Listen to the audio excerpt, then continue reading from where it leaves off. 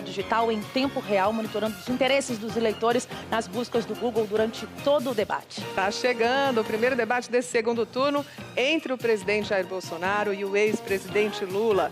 Fique com a gente. Até já.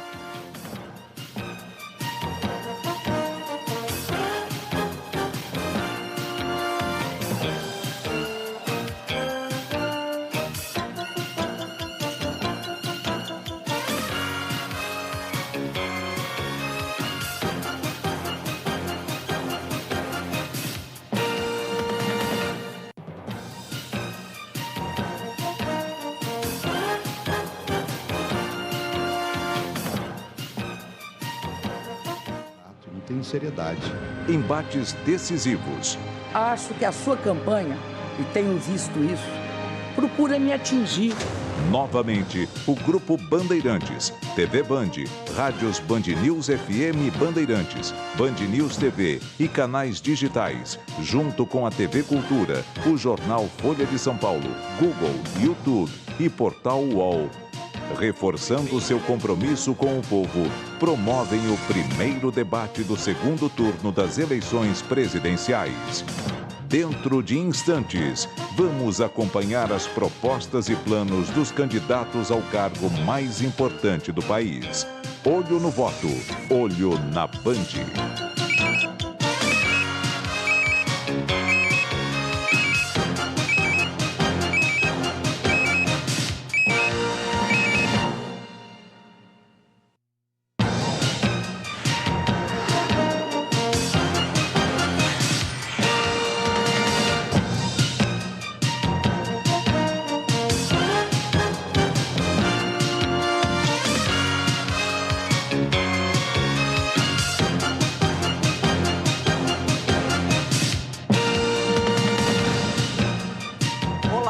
Boa noite a todos. Boa noite. Está no ar a partir de agora o primeiro debate entre os dois candidatos mais votados para a presidência da República. Assim como aconteceu no primeiro turno, este encontro é promovido por um pool de empresas de comunicação. O Grupo Bandeirantes está ao lado da TV Cultura, do UOL e da Folha de São Paulo. Faltando 2 semanas para o segundo turno, o eleitor terá a oportunidade de acompanhar um debate essencial de ideias e propostas entre os dois candidatos. Eu gostaria de agradecer, em nome do pool, a presença aqui no estúdio da Band do ex-presidente Luiz Inácio Lula da Silva, do PT, e do presidente Jair Bolsonaro, do PL. Para entender a dinâmica do debate, que será dividido em 3 blocos, vamos acompanhar agora as regras aprovadas pelas duas campanhas. Cada candidato, por ordem de sorteio, tem 1 minuto e meio para responder a mesma pergunta feita por um dos mediadores. Em seguida, o primeiro confronto direto, com um banco de tempo. Os candidatos terão 15 minutos cada um para administrar entre perguntas, respostas, réplicas e tréplicas. No segundo bloco, jornalistas de empresas do pool fazem perguntas. Cada candidato terá 1 minuto e meio para responder. O terceiro bloco começa com uma pergunta feita por um jornalista do pool. 1 minuto e meio de resposta para cada candidato. Na sequência, um novo confronto seguindo as mesmas regras. Cada candidato terá 15 minutos para administrar como achar melhor. Logo depois, também por ordem sorteada previamente, os candidatos terão 1 minuto e meio para as considerações finais. Como foi acertado previamente com as campanhas, nós não temos público aqui neste estúdio. Mas para receber convidados dos partidos e também jornalistas, a Band montou uma sala digital em parceria com o Google e o YouTube. E eu lembro que este debate é transmitido também no Band Play, no band.com.br e no canal Band Jornalismo do YouTube. Bom, então vamos para a primeira pergunta, que é feita para os dois candidatos. Existem 2 tipos de despesa do governo. Aquelas que são feitas por ordem constitucional, sem que os senhores possam interferir de forma alguma. E aquelas sobre as quais os senhores podem decidir. Nos países avançados, nos países mais civilizados, em termos orçamentários, metade do orçamento é controlado desta forma constitucional e metade é comandado pelo presidente. Aqui no Brasil, 96% do dinheiro vai direto para o seu destino, sem a mão do presidente, sobram 4 na mão do presidente da República. E para fazer novos projetos, novas ideias, novos programas, tem que tirar projeto, tem que tirar ideia, tem que tirar programa. Eu quero saber, para cumprir os projetos e programas que os senhores propõem na campanha, os senhores vão cortar de onde? Dos 4% que comandam ou vão propor mudanças constitucionais para mexer nos outros 96%? Bom, pela ordem sorteada, o primeiro a responder a essa pergunta é Jair Bolsonaro. Boa noite, candidato. O senhor tem 1 minuto e meio, por favor. Boa noite. Por exemplo, a questão do Auxílio Brasil. A origem desse dinheiro virá de uma proposta que já passou na Câmara, visando a reforma tributária e está no Senado Federal. Vamos manter essa despesa extra de forma permanente e vitalícia. Deixo claro, quando nós criamos o Auxílio Brasil, final do ano passado, nós renegociamos o parcelamento dos precatórios e criamos um auxílio emergencial de R$ 400. Nesse momento, toda a bancada do PT votou contra na Câmara dos Deputados, porque eles não têm qualquer preocupação com os mais pobres.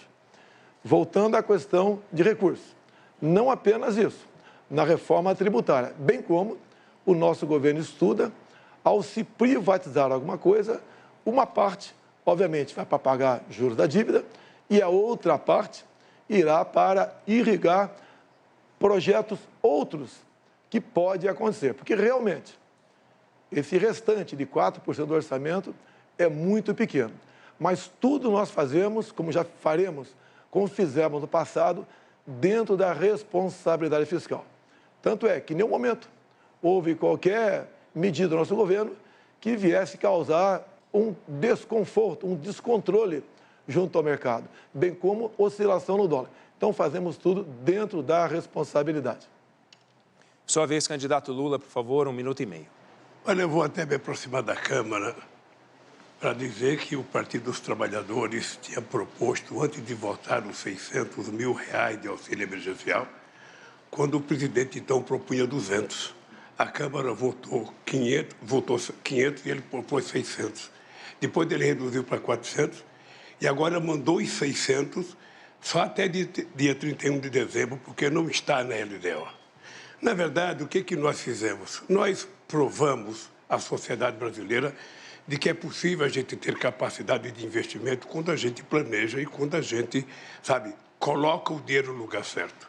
Quando nós fizemos o PAC em fevereiro de 2007, nós investimos praticamente R$1,4 trilhão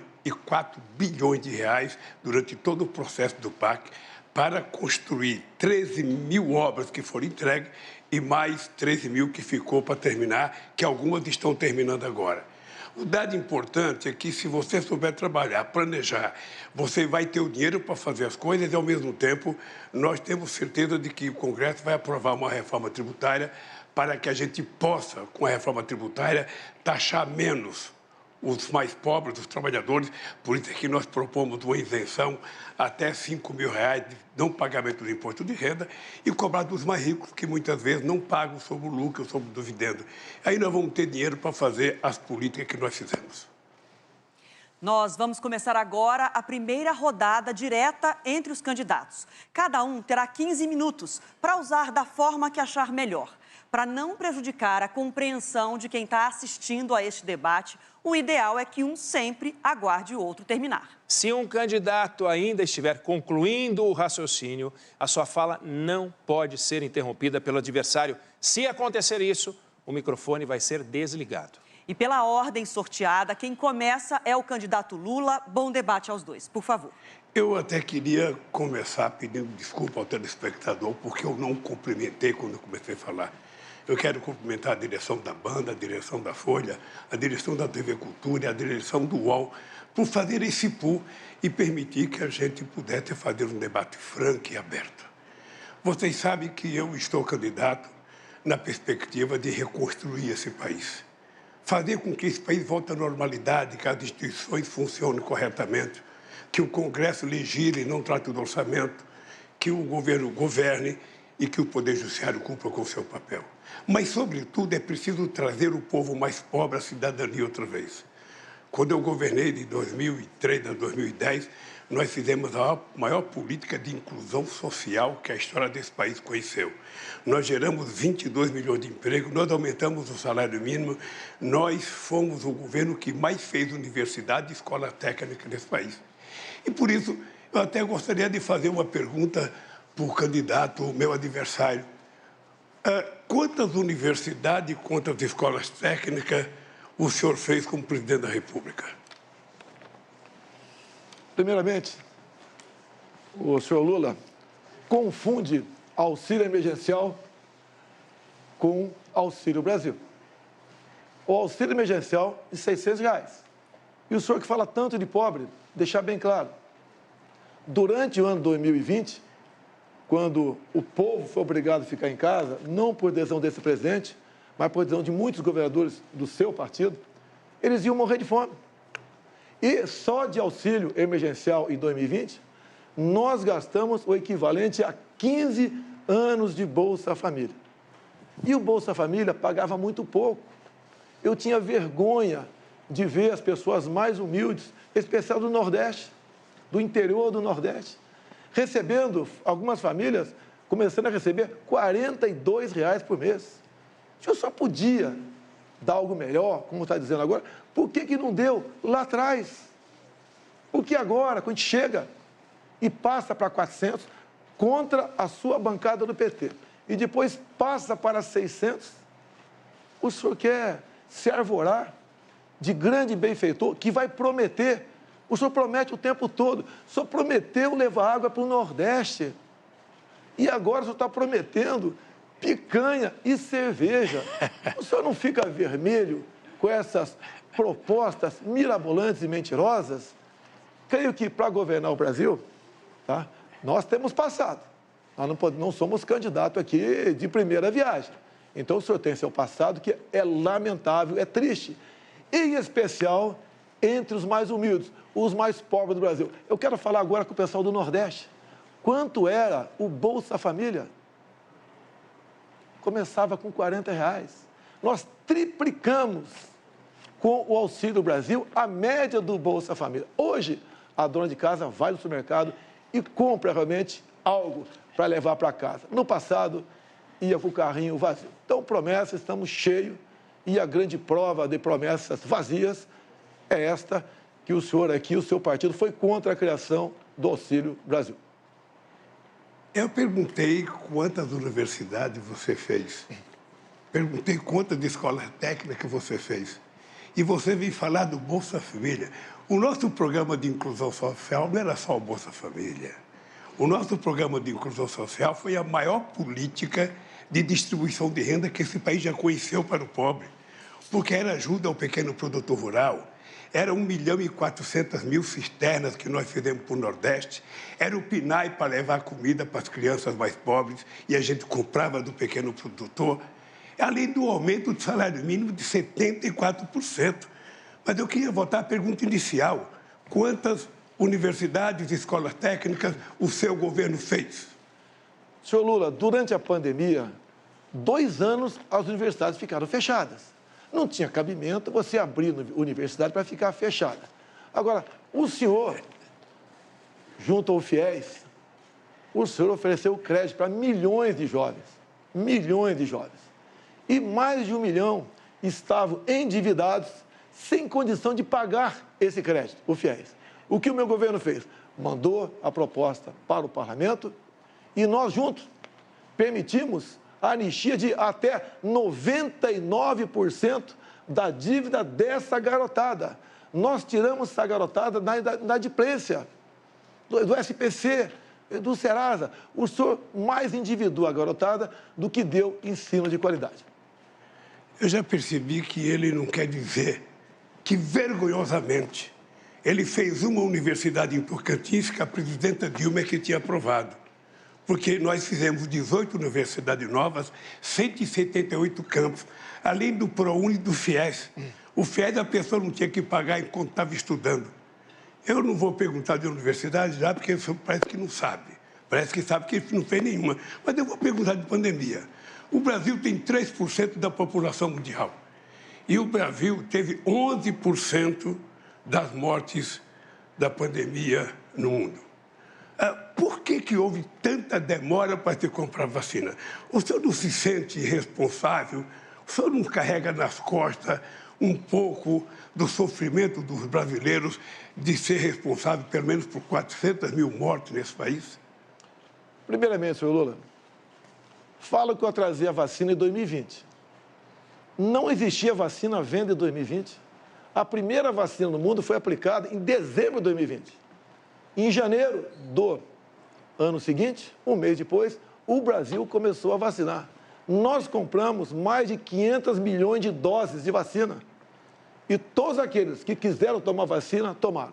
E o Brasil foi um dos países que mais vacinou no mundo e em tempo mais rápido. Então, o senhor se informe antes de fazer acusações levianas e mentirosas. Que, afinal de contas, se o senhor não mentir, o senhor deixa de ser... Eu não faço acusações mentirosas, são dados científicos. O senhor atrasou a vacina, depois teve um processo, inclusive, de corrupção definido e denunciado pela CPI, e o fato concreto é que a sua negligência fez com que 680 pessoas morressem, quando mais de metade poderia ter sido salva. A verdade é que o senhor não cuidou, debochou, riu, dizia que não tomava vacina, quem tomava vacina virava jacaré, que virava homossexual, que não podia tomar vacina. O senhor gozou das pessoas, imitou as pessoas morrendo afogada por falta de oxigênio em Manaus. Ou seja, não tem na história de nenhum governo do mundo alguém que brincou com a pandemia e com a morte como você brincou. Brincou. É só mostrar na televisão, não vai dizer que é fake news, não, porque você aparece na televisão rindo, imitando pessoas sem ar, você aparece dizendo que quem tomar vacina vai pegar, você virou remédio, você virou vendedor de um remédio que não servia para nada, você divulgou um remédio que a ciência negou o tempo inteiro, você não respeitou o Butantan, você não respeitou a Fiocruz, que são laboratórios de excelência nesse país, que poderia ter ajudado. Se tivesse humildade, você poderia ter resolvido parte do problema. Mas, certamente, você não quis resolver, porque você não quis entender o sofrimento do povo. Senhor Lula, tem um vídeo do senhor, o senhor dando graças a Deus que a natureza criou o Covid. Senhor Lula, o que eu fui contra foi o protocolo do senhor Mandetta, que mandava a pessoa infectada ir para casa até sentir falta de ar. E eu fiquei indignado com isso. A vacina, senhor Lula, não é para quem está contaminado. A vacina é para quem ainda não foi contaminado. A questão do tratamento precoce, tendo ou não comprovação científica, porque era algo inédito no mundo todo, tirou-se a autonomia do médico, a tal da receita off-label. Isso que foi castrado no Brasil. A história mostrará quem está com a razão. E isso que o senhor fala de vídeo no YouTube, eu zombando, é só ver as imagens. Exatamente o contrário. Eu falo como a pessoa ir se sentir em casa e depois daquela maneira ir para o hospital. Agora, deixar bem claro, quando se fala em corrupção, corrupção fez o seu partido na Covid. Quando chegou na CPI, a notícia de 50 milhões de reais desviado para o senhor Carlos Gabas, ex-ministro de Dilma Rousseff, que passeava de bicicleta com ela, a CPI do seu amigo Renan Calheiros e Omar Aziz não quis investigar. 50 milhões torrado numa casa de maconha, não chegou nenhum respirador, e daí sim, irmãos nordestinos morreram por falta de ar, por corrupção do senhor Carlos Gabas, deixar bem claro, em especial o seu governador de Minas Gerais, da Bahia, Rui Costa. Então, o consórcio do Nordeste, o qual o senhor tinha amplo conhecimento e domínio, praticou corrupção e matou, sim, irmãos nordestinos sufocados em hospitais. Mas se você tivesse um mínimo de responsabilidade para cuidar da CPI, você teria, primeiro, ouvido os governadores de estados. Eles criaram um consórcio, eles tentaram comprar vacina, o Ministério da Saúde não permitiu. E quando o Brasil começou a dar vacina, em janeiro de 2007, São Paulo começou a dar vacina, 57 países já tinham dado vacina. A verdade, Bolsonaro, a verdade é que você colocou o ministro da Saúde que não entendia. O único que parece que entendia um pouco era o Mandetta, que o senhor tirou logo. Depois colocou um outro que não entendia, até chegar no Pazuello. O Pazuello era visível que ele não entendia nada de saúde, era visível que tinha sido montada uma turma lá para comprar vacina. Ou seja, tinha a denúncia de que a CPI provou e está no processo, eu espero que o procurador vai investigar, de que tinha gente reivindicando $1 por cada dose de vacina vendida. Isso está na CPI, está no relatório da CPI, o Brasil inteiro viu e, obviamente, que o povo espera que um dia a Procuradoria-Geral da República investigue para saber o fundo de verdade ou não. Segundo a CPI, a Covaxin não vendeu nenhuma vacina no Brasil. Então, para de mentir. Não teve corrupção porque não teve vacina no Brasil. Agora, o senhor falou uma coisa importante. Eu poderia ter conversado com os governadores do consórcio do Nordeste. Então, eu digo uma coisa, seu Lula. Eu poderia ter acabado com a CPI da Covid rapidamente. Sabe como? Se eu acolhesse uma emenda do senhor Omar Aziz, seu amigo, senador, lá do Amazonas, e do irmão do senador Renan Calheiros, Renildo Calheiros. Porque eles queriam, nessa emenda, a uma medida provisória nossa, que qualquer governador e prefeito, que pese a grande maioria serem honestos, tá, pudessem comprar vacina em qualquer lugar do mundo, sem a certificação da Anvisa e sem a licitação. Seria a festa, a roubalheira maior. E quem pagaria a conta? O governo federal. Então, não aceitamos a continuidade da roubalheira do consórcio Nordeste, depois de 50 milhões, queria continuar comprando vacina em qualquer lugar do mundo, sem certificação e sem licitação. Uma vergonha se tivesse sido aprovado. Não aceitei ser aprovado e a CPI foi embora e não achou nada sobre mim ou sobre o senhor Pazuello, porque nada nós devemos. Não, a vergonha, na verdade, é você carregar nas costas a morte de 400 pessoas que poderia ter sido evitada se tivesse comprado a vacina no tempo certo, no tempo correto. A ciência fala isso todo dia. O senhor recebeu proposta de vacina muito cedo e não quis comprar porque não acreditava. É visível, o povo brasileiro sabe que você começou não acreditando na pandemia. Era uma gripezinha, era uma coisa que ia matar um ou outro velhinho. Era assim que você tratava a questão da pandemia. O Mandetta foi mandado embora porque o Mandetta dizia que a pandemia era grave, que era preciso cuidar. Mas você não. Você resolveu dizer que era uma gripezinha, brincava de não tomar vacina, colocou em sigilo o seu cartão de vacina para ninguém saber se você tomou ou não tomou. Ou seja, numa atitude que afrontava, sabe, a fé do povo brasileiro, que queria um presidente que cuidasse com carinho, que evitasse a quantidade de mortes que houve. Isso não foi feito pelo presidente Bolsonaro. Em fevereiro de 2020, nós decretamos estado de emergência no Brasil. A TV Globo, com todo o seu conglomerado, com o senhor Drauzio Varela, começaram a falar exatamente o contrário. O Brasil é um clima quente, não tenham medo da Covid. E quem falou em gripezinha foi lá. O que eu sempre disse, que as pessoas saudáveis não tinham que temer o tocante à Covid. Não poderia abusar, obviamente. E nós recomendamos aos mais idosos e aos que com morbidade realmente tomassem cuidado. Foi o papel do governo, que em primeiro lugar, talvez, do mundo, decretou estado de emergência, que foi ignorado por aqueles que queriam o carnaval a qualquer preço. Então, senhor Lula, não continue mentindo, pega mal até para a sua idade. Pelo seu passado, não vou dizer que o seu passado é lamentável. Mentindo é você. Mentindo é você. Porque os números estão ali na empresa todo dia. Você é o rei da fake news, é o rei da estupidez de mentir para a sociedade brasileira. E você mentiu sobre a vacina o tempo inteiro, negligenciou a vacina, e o Brasil hoje carrega a pecha de ser o país, sabe, que tem mais morte pelo Covid. É lamentável. E mais ainda, o senhor não se dignou a visitar uma família que teve alguém que morreu de Covid. E depois, para mostrar que é bonzinho, tentou ir no enterro da rainha da Inglaterra, quando poderia ter visitado centenas de pessoas que morreram do Covid aqui. Disse que não morreu nenhuma criança, morreu 2.000 crianças de Covid. Mas disse que não morreu porque o senhor não queria acreditar na Covid. Era preciso continuar mentindo sobre a Covid, era preciso continuar desacreditando. E eu sei o que pensa o povo que perdeu alguma ente querida. Eu mesmo perdi uma sogra, sabe, por causa do Covid. Fez discurso em cima do caixão da esposa e está se comovendo pela sogra. Senhor Lula, entenda uma coisa, senhor Lula. Entenda uma coisa, por favor.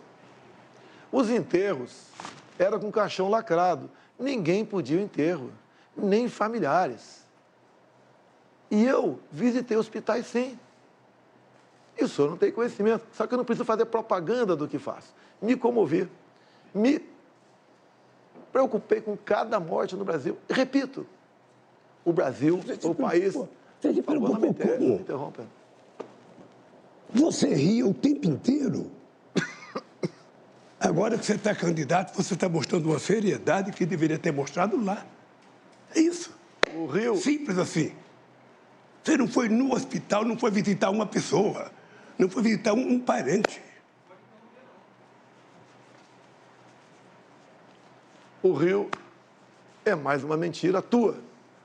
Basta ver o vídeo quando aconteceu a questão da falta de ar.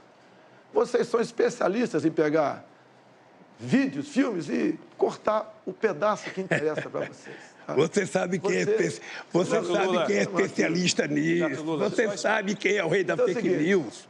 Você sabe, candidato Lula, deixa o presidente, candidato Bolsonaro, terminar o raciocínio. Tá bom. Repito, nós compramos 500 milhões de doses de vacina. Entregamos com a logística nossa para estados e municípios. O Brasil foi um exemplo para o mundo no tocante à vacinação. Menos de um mês, depois da primeira dose aplicada no mundo, o Brasil começou a aplicar. E todas as vacinas foram compradas pelo governo federal.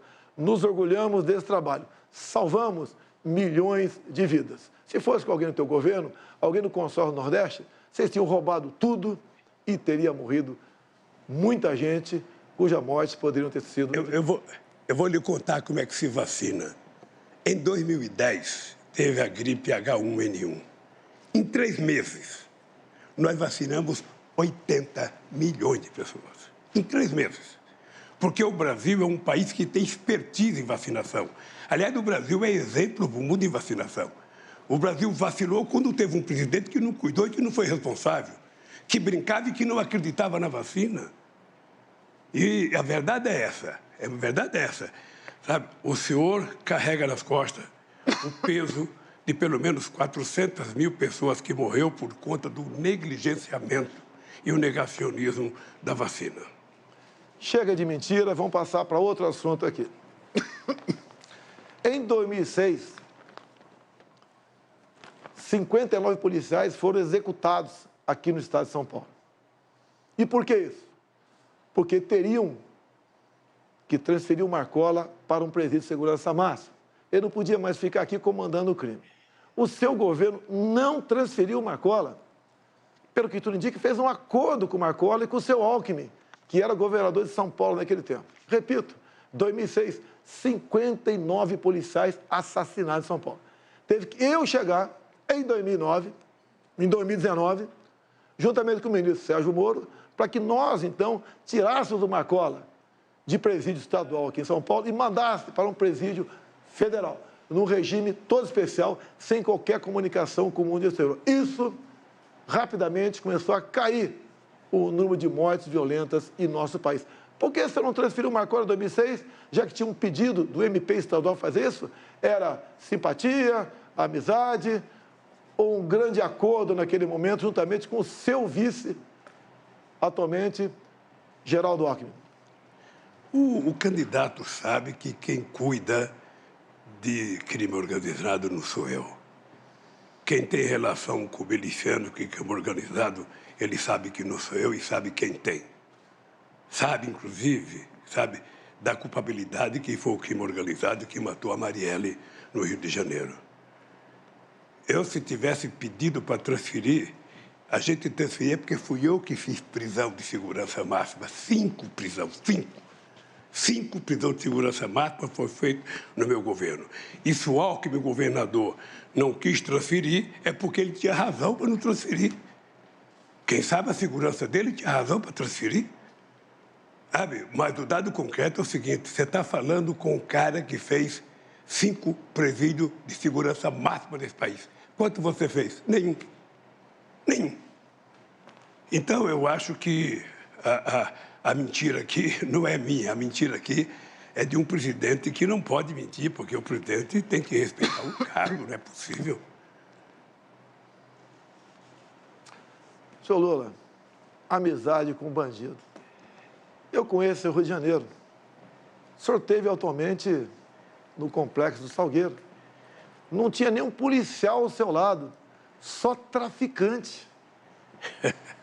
Tanto é verdade a sua afinidade com traficantes, com bandidos, que nos presídios do Brasil, cada 5 votos, o senhor teve 4 votos. E quando a gente volta para o Marcola foi flagrado. Teve ligação telefônica grampeado. E ele diz ali, chama o senhor de um palavrão, que eu não vou falar aqui, e diz que prefere o senhor do que a mim. Essa é a verdade. Fazer presídio e deixar os amigos soltos em outro presídio comandando o crime, isso é um crime, senhor Lula. Sabe o que eu tenho orgulho? É que eu sou o único candidato a presidente da República que tenho coragem de entrar numa favela, sem colete de segurança. E já não é agora, não. Quando eu era presidente, eu entrava no Rio de Janeiro. E as pessoas falavam, vai com cuidado, porque o Bolsonaro é amigo dos milicianos, você vai com cuidado. E eu ia, sabe por quê? Eu acredito no povo. E eu fui numa comunidade no Complexo do Alemão, povo extraordinário, trabalhador, fizemos uma passeata extraordinária, exuberante, e ali não tinha bandido na passeata, ali tinha mulher e homens que trabalham, que levantam às 5 horas da manhã para trabalhar. Os bandidos, você sabe onde estão. Os bandidos, sabe, tinha um vizinho seu que tinha 100 armas dentro de casa, só sabe. Esse não era da favela do Complexo do Alemão. Esse, quem sabe, morava num apartamento na Avenida Copacabana. É achar que o bandido está só no lugar dos pobres? Os grandes bandidos estão no lugar dos ricos. Os pobres são trabalhadores e eu vou votar no Complexo do Alemão. Porque não foram os presos que votaram em mim. Foi o povo brasileiro. Eu tive 6 milhões de votos a mais do que você, com toda essa gastança que você fez. Se pegar todos os presidentes, desde Marechal Deodoro até agora, ninguém colocou 10% do dinheiro que o senhor colocou nessa coisa. É só eu falar uma coisa, o senhor vai lá e faz. Eu falei do preço da gasolina, vai lá reduzir o preço da gasolina. Ele reduziu, vai aumentar outra vez. Não pense que ele disse que não manda na Petrobras, que é o presidente que aumenta. Então, Bolsonaro, se tem um mentiroso aqui, esse mentiroso chama-se Jair Messias Bolsonaro, que tem mentido diariamente ao povo brasileiro. Inclusive, levou água para o Nordeste. Todo mundo sabe que quem fez a transposição do Rio São Francisco foi esse que vos fala, porque eu sou nordestino, já tive a experiência de carregar balde d'água e lata d'água na cabeça. Portanto, não minta. Transposição do São Francisco. Era para ter acabado em 2010. No seu governo. Passou para 2012, governo Dilma. Só que o Brasil vivia uma explosão de corrupção. O senhor negou água para os seus irmãos nordestinos. Eu fui lá com o Rogério Marinho, que agora se elegeu senador pelo Rio Grande do Norte. O povo reconheceu o trabalho dele. O senhor fez, na verdade, é uma obra que não chegava a lugar nenhum. Pegamos uma obra parada há quase 10 anos. É pior uma obra parada há quase 10 anos do que começar uma obra. O senhor desviou, sim, foi muito dinheiro para a corrupção. Tudo tinha corrupção no seu governo, tudo. O senhor negou água para nordestino. Eu levei água com a transposição e com o Rogério Marinho. E mais ainda, o Exército tem trabalhado muito no Nordeste para cavar poços para essas pessoas que ficaram longe desses córregos enormes que a água do São Francisco. Então, o senhor realmente maltratou. Devia ser prioridade total tua. Prioridade número 1 e não 0. Prioridade número 1. E não fez isso. Negou água para o povo nordestino. O senhor realmente é uma pessoa fantástica em falar em vergonha nacional. Olha, eu vou contar uma coisa. Se tem uma coisa que é cara de pau, é o cara de pau desse cara. Porque eu fiz 88% das obras do São Francisco. Ele fez 3,5%. 3,5%. Da mesma forma que ele fala que fez ferrovia. Da mesma forma que fez o 163. Tudo feito pelo governo do PT. Mais de 80% das obras feitas. E ele vai lá, termina. Quando eu tomei posse em 2003, o Fernando Henrique Cardoso estava fazendo uma ponte lá de Vida Minas com Mato Grosso, eu fui lá inaugurar e fiz justiça ao Fernando Henrique Cardoso, disse que era dele. Você poderia, pelo menos, ter sensatez de quando inaugurar, fala, gente, eu quero dizer que essa obra aqui é do presidente Lula, ele foi mais competente que eu, ele fez a obra, sabe? Eu só vou aqui dar um empurrinho para acabar esse pedacinho que está faltando. Mas dizer que foi sua? Você acha que alguém acredita? Você acha que o nordestino que está vendo a gente na televisão acredita que foi você que levou água? Que você fez ferrovia? Não tem um projeto seu?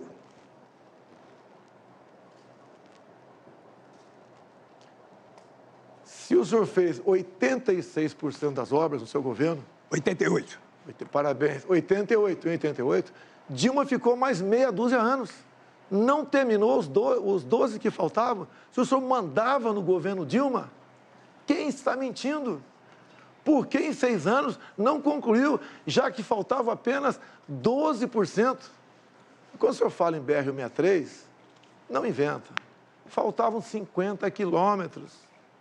Essa BR que passa lá pelo Pará.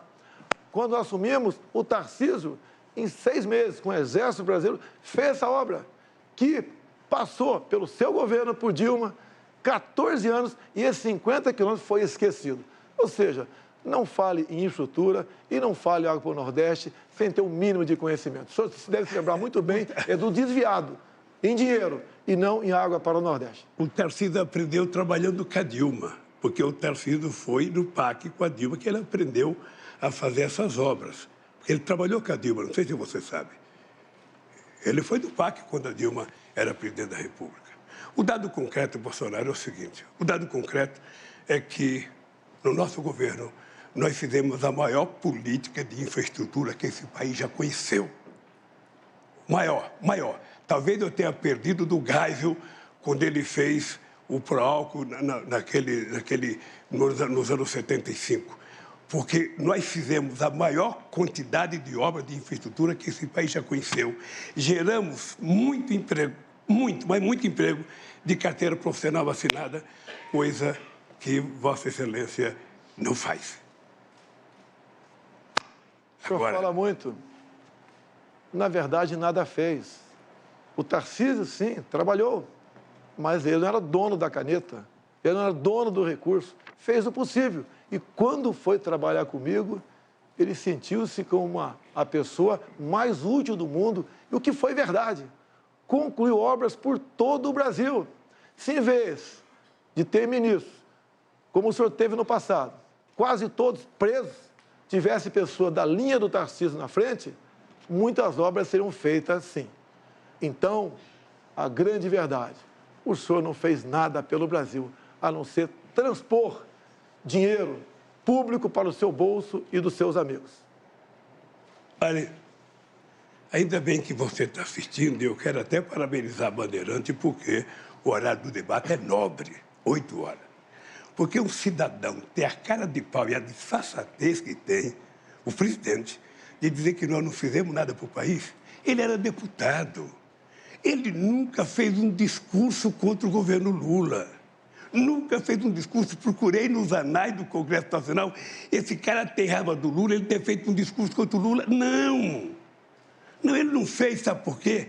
Porque, no fundo, ele sabe que eu fui o presidente que mais investi nesse país, e mais ainda, foi o que mais cuidei das Forças Armadas.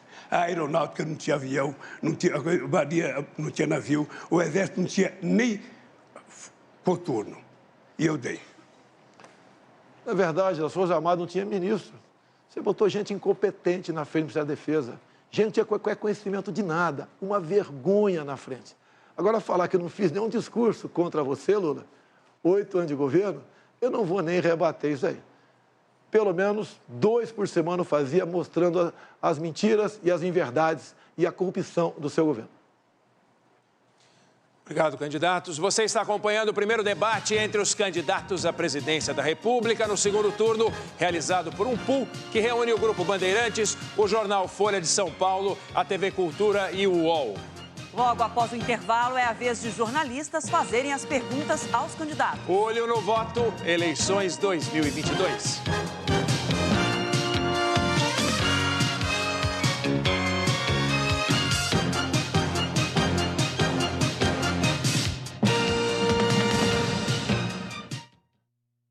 O que acontece antes do seu play?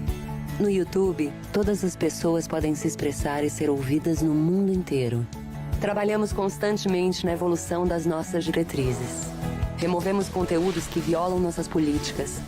Reduzimos o alcance de conteúdos duvidosos. Recomendamos conteúdos de fontes confiáveis. E recompensamos criadores de conteúdo de qualidade. Antes do seu play, o YouTube trabalha muito para combater a desinformação. Estamos de volta ao vivo aqui da nossa sala digital. Para você que está acompanhando o debate entre Lula e Bolsonaro, o primeiro debate do segundo turno. Vamos então para nessa nossa câmera aqui, que a gente chama de grua, dar aquela passeada pelo nosso espaço, pela nossa sala digital, para você conhecer um pouquinho mais. São mais de 120 pessoas aqui, cerca de 120 convidados dos candidatos, também jornalistas da imprensa nacional e internacional, acompanhando aqui esse debate juntamente a nós, profissionais do Grupo Bandeirantes, trazendo também os dados do que você está buscando na caixinha do Google. É ela, Lana Canepa, que está ajudando a gente a monitorar, né, Lana? Eu e o Marco Túlio estávamos dando uma olhadinha aqui. Impressionante a movimentação dos dados, o interesse do eleitor mudando em tempo real. Quer entender? Brasil, temas mais buscados nas últimas 4 horas. A gente mostrou aqui que o eleitor está de olho no debate da Band, né, Cíntia? Tem 1.600.000 pessoas acompanhando essa live, a transmissão do debate ao vivo.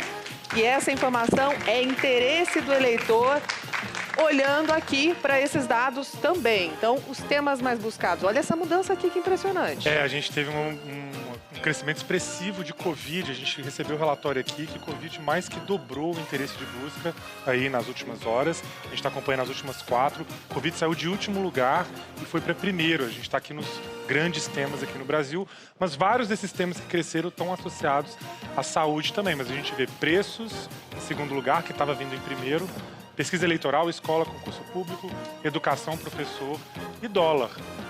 Impressionante aqui. Então, Covid era um dos temas mais buscados, agora é o tema mais buscado, depois que os dois candidatos passaram ali boa parte daquele confronto direto, em que eles usaram o tempo para discutir o assunto pandemia. Covid deu um salto de interesse de busca. A gente vê isso exatamente aqui. Veja, o debate começou às 8 horas, a gente está mostrando agora os principais temas que foram buscados dentro do assunto saúde. Essa categorização é feita automaticamente. Vejam que depois que o debate começou, o tema vacina, que começou em quarto, vacina cresceu mais de 90%, chegou a ficar em primeiro e agora está em segundo nesse exato instante. Remédio caiu aqui para a terceira posição. Câncer e farmácia trocaram aqui, mas você vê que o debate influencia muito, né? O que os candidatos discutem lá ao vivo vai para o comportamento de busca em casa, e isso é mostrado aqui também. A gente separou uma terceira visualização que antes da gente entrar nesse próximo tema, posso interromper vocês rapidinho? O pessoal bateu palma aqui agora há pouco, porque temos aí mais de 1.600.000 pessoas acompanhando a gente. Isso no YouTube, né? Dentro do nosso pool, fora quem está acompanhando a gente pela tela da Band. E tem mais, já é a maior live de jornalismo da história, merece palmas de novo, vai, gente. É isso. E tem mais, o tema debate, debate ao vivo, é o 5º termo de maior alta na busca ali do Google, um salto aí de mais de 1000%, esses dados que o pessoal do Google está trazendo pra gente aqui, dentro dessa parceria. Podem voltar para o assunto política agora. Muito bom, agora dentro do assunto política. Então, retomando, a gente viu, em temas geral, Covid subindo de 8º para a primeira colocação. Dentro do tema saúde, Covid-19 e vacina também com uma alta bastante expressiva. Agora, o tema política. Aconteceu movimentação aqui também com base no que os candidatos falaram, né, Marcos? Teve bastante movimentação. A gente segue percebendo que pesquisa eleitoral ainda é um tema muito buscado, tem muito interesse.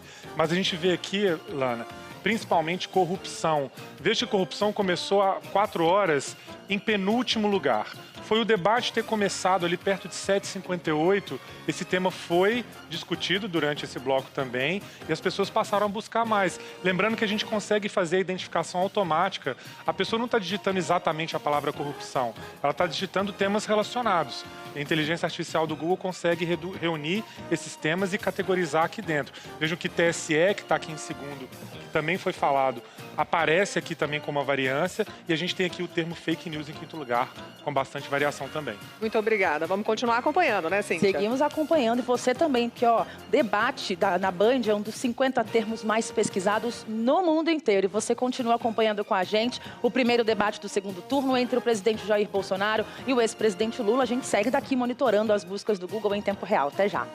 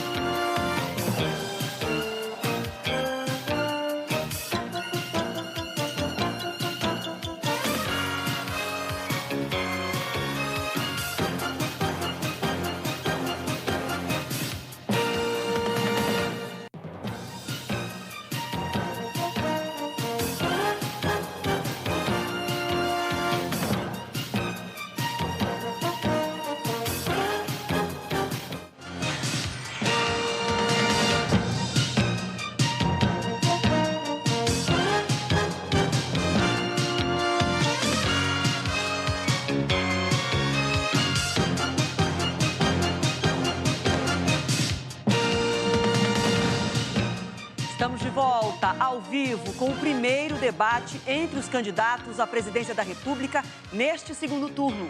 Um encontro realizado por um pool que reúne o Grupo Bandeirantes, a TV Cultura, Folha de São Paulo e o portal UOL. O programa é exibido também no Band News TV e nas rádios Bandeirantes e Band News FM.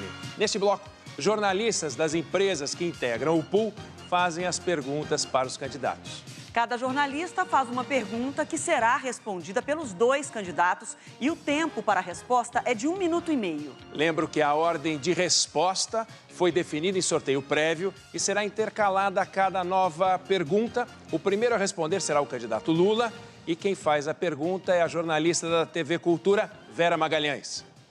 Boa noite, candidatos. Boa noite a todos. A minha pergunta é sobre a relação entre os poderes. A separação e a independência entre os poderes da República é uma das cláusulas pétreas da Constituição. Ainda assim, tramitam no Congresso uma série de propostas que visam alterar a composição do Supremo Tribunal Federal, aumentando o número de ministros ou estabelecendo mandatos que acabariam com a vitaliciedade desses integrantes do Supremo. Essas medidas têm sido defendidas por alguns como uma forma de conter supostos abusos do judiciário, mas são vistas também como ameaças à democracia por juristas e observadores de como essas práticas ocorreram em países como Venezuela ou Hungria. Eu queria saber se os senhores se comprometem, caso eleitos, a respeitar a separação dos poderes e a sua independência e descartar esse tipo de medida. Candidato Lula, 1 minuto e meio. Vera, você vai ver que eu vou chegar perto da Câmara que você falou, não vai ter nenhuma agressão minha a você. Primeiro porque nós já tivemos uma experiência, no tempo da ditadura militar, de mudar a composição da Suprema Corte. O Castelo Branco mudou de 11 para 17, depois ele tirou 5 que ele não gostava e ficou só o que eles queriam. Não é prudente, não é democrático um presidente da República querer ter os ministros da Suprema Corte como amigos. Você não indica o ministro da Suprema Corte para ele votar favorável a você ou te beneficiar. Os ministros da Suprema Corte têm que ter currículo. As pessoas têm que ter história, têm que ter biografia. E essa gente tem que fazer o que precisa ser feito. E eu tenho orgulho, porque foi os ministros que eu indiquei que votaram o Célula Tronco, votaram o Raposo da Serra do Sol, votaram a União Civil. Ou seja, foram pessoas que tiveram uma postura de dignidade. Eu, sinceramente, Eu estou convencido que tentar mexer a Suprema Corte para colocar amigo, para colocar companheiro, para colocar partidário, é um atraso, é um retrocesso que a República Brasileira já conhece muito bem. E eu sou contra. Eu acho que a gente pode discutir no futuro, se tiver uma nova Constituinte, sabe, quem sabe ter mandato ou não, quem sabe as pessoas ter uma limitação maior. Mas eu acho que a Suprema Corte tem que ser escolhida por competência, por currículo e não por amizade. Candidato Jair Bolsonaro, por favor, 1 minuto e meio. Prezada jornalista Vera, satisfação revela. Só que para deixar bem claro, a proposta de emenda à Constituição, ora em tramitação na Câmara, é da senhora Luísa Erundina. E tem 40 deputados do PT que deram o devido apoiamento. Ou seja, em 2013, a senhora Dilma Rousseff, que exercia forte influência do senhor Lula, tentou criar mais 4 vagas para o Supremo Tribunal Federal. Da minha parte, está feito o compromisso. Não terá nenhuma proposta. Como nunca estudei isso com profundidade. Agora, deixo claro, no momento, o PT tem 7 ministros indicados para o Supremo Tribunal Federal. Eu tenho 2. Caso eu venha a ser reeleito, eu tenho mais 2. Eu ficaria com 4 e o PT com 5. Está feito o equilíbrio. Agora, quanto a currículo, obviamente, isso passa por cada presidente, que é uma indicação do mesmo e passa por uma sabatina no Senado Federal. Faltou só o senhor Lula, o senhor dizer que o senhor só é candidato a presidente da República por causa de um ministro que foi cabo eleitoral de Dilma Rousseff e depois, por ela, foi indicado para o Supremo Tribunal Federal, o senhor Fachin. Então, o senhor só está disputando a eleição aqui por obra e graça de um amigo indicado pelo PT. Bom, enquanto o candidato Jair Bolsonaro respondia, o presidente Lula levantou a mão solicitando direito de resposta. Só um minutinho, por favor, candidato. Então, está sendo encaminhada a comissão. Daqui a pouquinho a gente traz essa resposta, se será concedido ou não. Bom, acabo de receber a resposta já. O pedido de direito de resposta não foi concedido. Vamos seguir, então, com o debate. A próxima pergunta a ser respondida, primeiro pelo candidato Jair Bolsonaro. Quem faz é o jornalista do Grupo Bandeirantes, Rodolfo Schneider. Boa noite, Rodolfo. Boa noite aos candidatos. Os senhores têm sido muito cobrados e até criticados por não entrarem, aprofundarem tanto em alguns setores, colocando mais propostas e ideias. Então, eu queria falar um pouco sobre economia. No primeiro turno, aqui nesse debate, perguntei aos dois sobre os R$600. De onde virão os R$600 para o auxílio tão fundamental para milhões e milhões de brasileiros? De onde viria, já que não está na previsão? Estouraria o teto? Tiraria de outros orçamentos? Isso não foi respondido pelos dois, é uma boa oportunidade. Mas queria pegar um outro ponto na questão da economia. Privatização. O presidente Jair Bolsonaro recentemente defendeu na questão de preços a privatização da Petrobras. Queria saber se continua defendendo, qual seria a política de preços e, no caso também do presidente Lula, o que seria, o ex-presidente Lula, o que seria a sua política com a Petrobras e também política de preços com relação aos combustíveis. Boa noite. Obrigada, candidato Bolsonaro. 1 minuto e meio. Política de preços. A Covid, a pandemia, o fica em casa, uma guerra lá fora, explodiu o preço dos combustíveis no mundo todo. No Brasil não foi diferente. Mas nós tínhamos obrigação de buscar uma alternativa. Fomos ao Parlamento, à Câmara e ao Senado. Foi apresentada uma proposta, um projeto, muito debatido. No final, o Congresso votou e eu sancionei a redução do teto do ICMS para 17% no máximo. E eu, como presidente da República, abri mão de todos os impostos federais dos combustíveis. Deixo claro que essa proposta, todos os senadores do PT votaram contra, obviamente, no Senado Federal. Isso puxou o preço das coisas lá para baixo. Estamos no 3º mês com deflação. Segundo a Abras, do mês passado para agora, os produtos da cesta básica do supermercado caíram em média 20%. Temos hoje uma das gasolinas mais baratas do mundo. Trabalho de quem? Jair Bolsonaro e Congresso Nacional. O mundo todo, com alta nos combustíveis, alta de inflação. E o Brasil, no caminho certo, com Paulo Guedes. orgulho do nosso governo, a economia e o povo em primeiro lugar. Candidato Lula, 1 minuto e meio. Eu, quando eu ouço o meu adversário falar, eu fico imaginando que mundo ele está. Primeiro porque esse país hoje só refina 80% da gasolina que usa. A gente refinava 100%, a gente refinava tudo que a gente consumia. Esse país parou de refinar, portanto, a gente tem hoje, com a privatização da BR, dizendo que a BR tinha monopólio, era preciso ter mais empresa concorrendo, que ia baixar o preço. Aí vendeu-se a BR, vendeu-se a BR, e hoje nós temos 392 empresas importando gasolina dos Estados Unidos, sem pagar imposto e com o preço dolarizado. Ora, na verdade, o preço não tem que ser dolarizado porque a gente faz a exploração em real, a gente paga o salário dos pessoal em real e a gente fazia as próprias plataformas e a sonda aqui, coisa que não faz mais. Eu acredito piamente que eu sou contra a privatização. Acho que privatizar a Petrobras é uma loucura. O governo dele acabou de privatizar os gasodutos e hoje a gente paga 3 bilhões de reais por ano de aluguel do gasoduto, para usar os gasodutos. Ou seja, em 10 anos já se consumiu o dinheiro que pegou e mesmo assim a gente vai continuar pagando 3 bilhões. Eu, sinceramente, acho que privatizar não é solução para nada.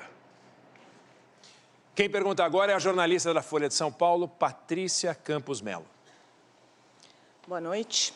O tema da minha pergunta é relações entre os poderes. As fake news divulgadas por autoridades eleitas e altos funcionários do governo têm prejudicado a implementação de políticas públicas e o debate eleitoral se transformou em uma guerra suja.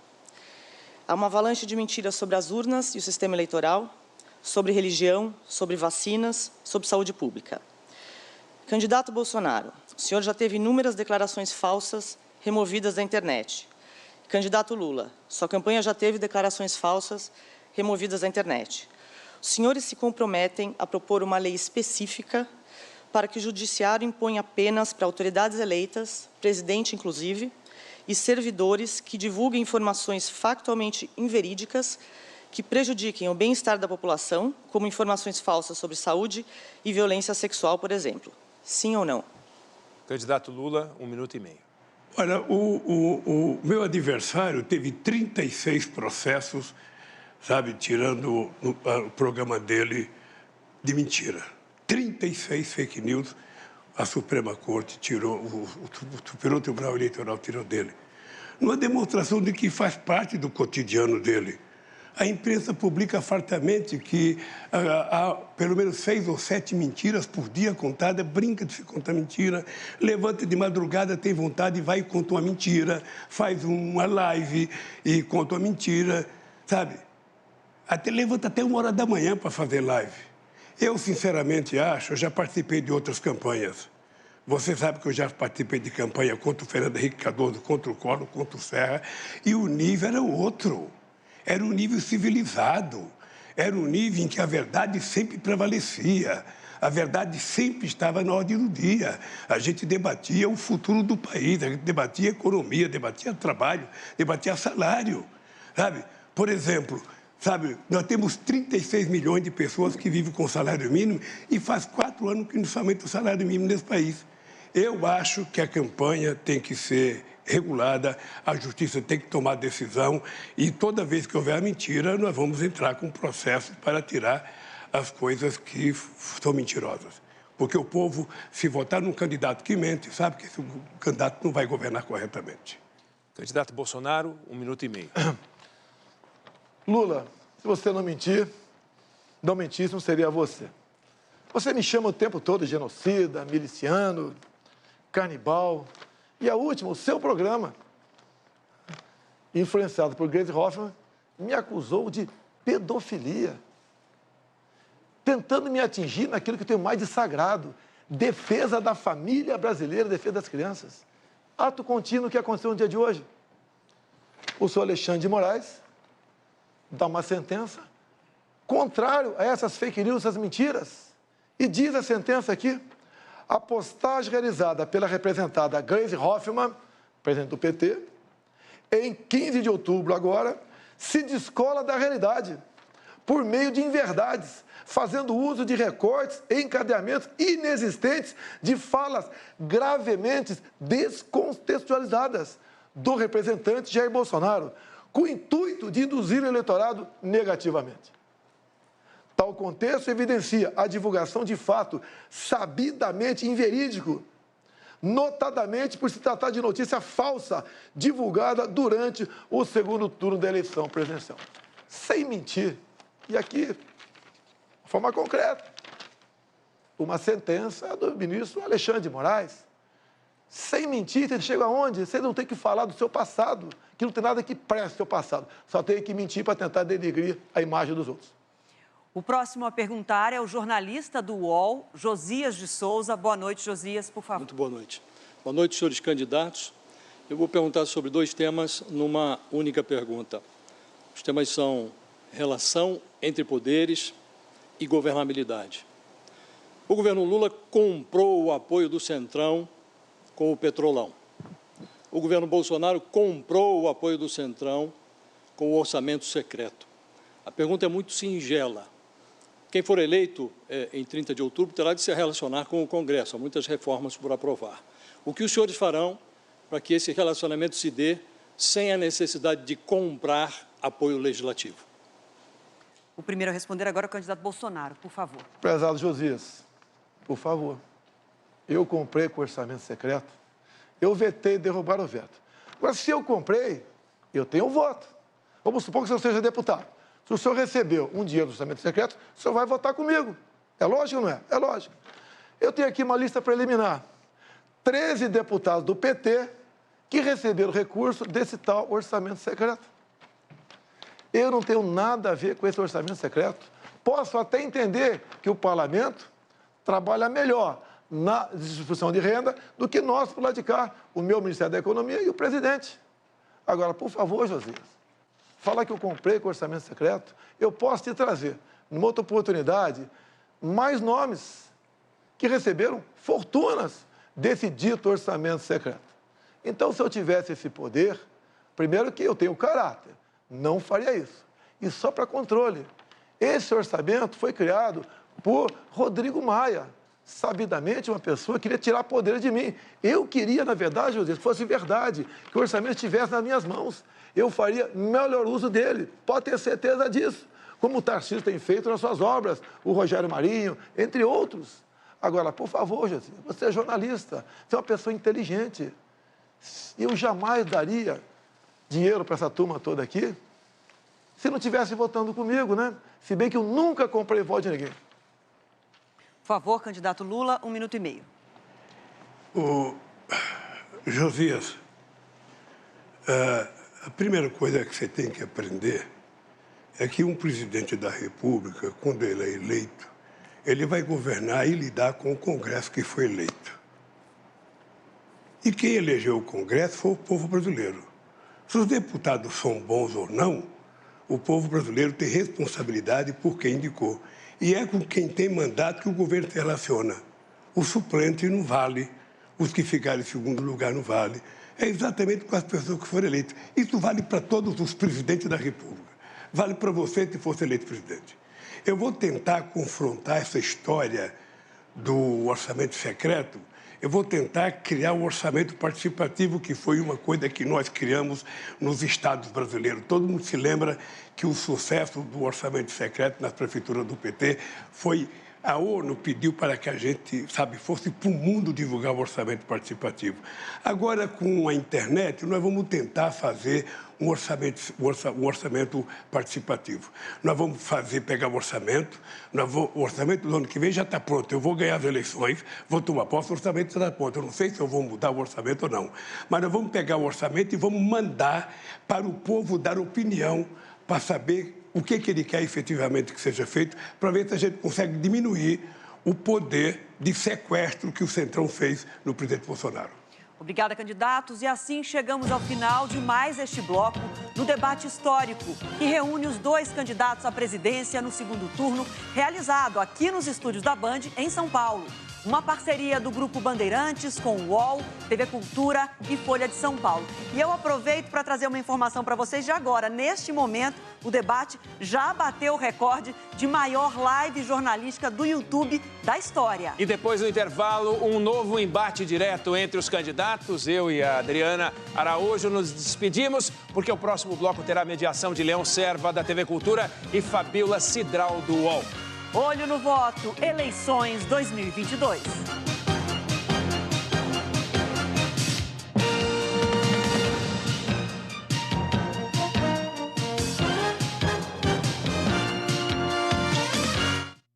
O que acontece antes do seu play?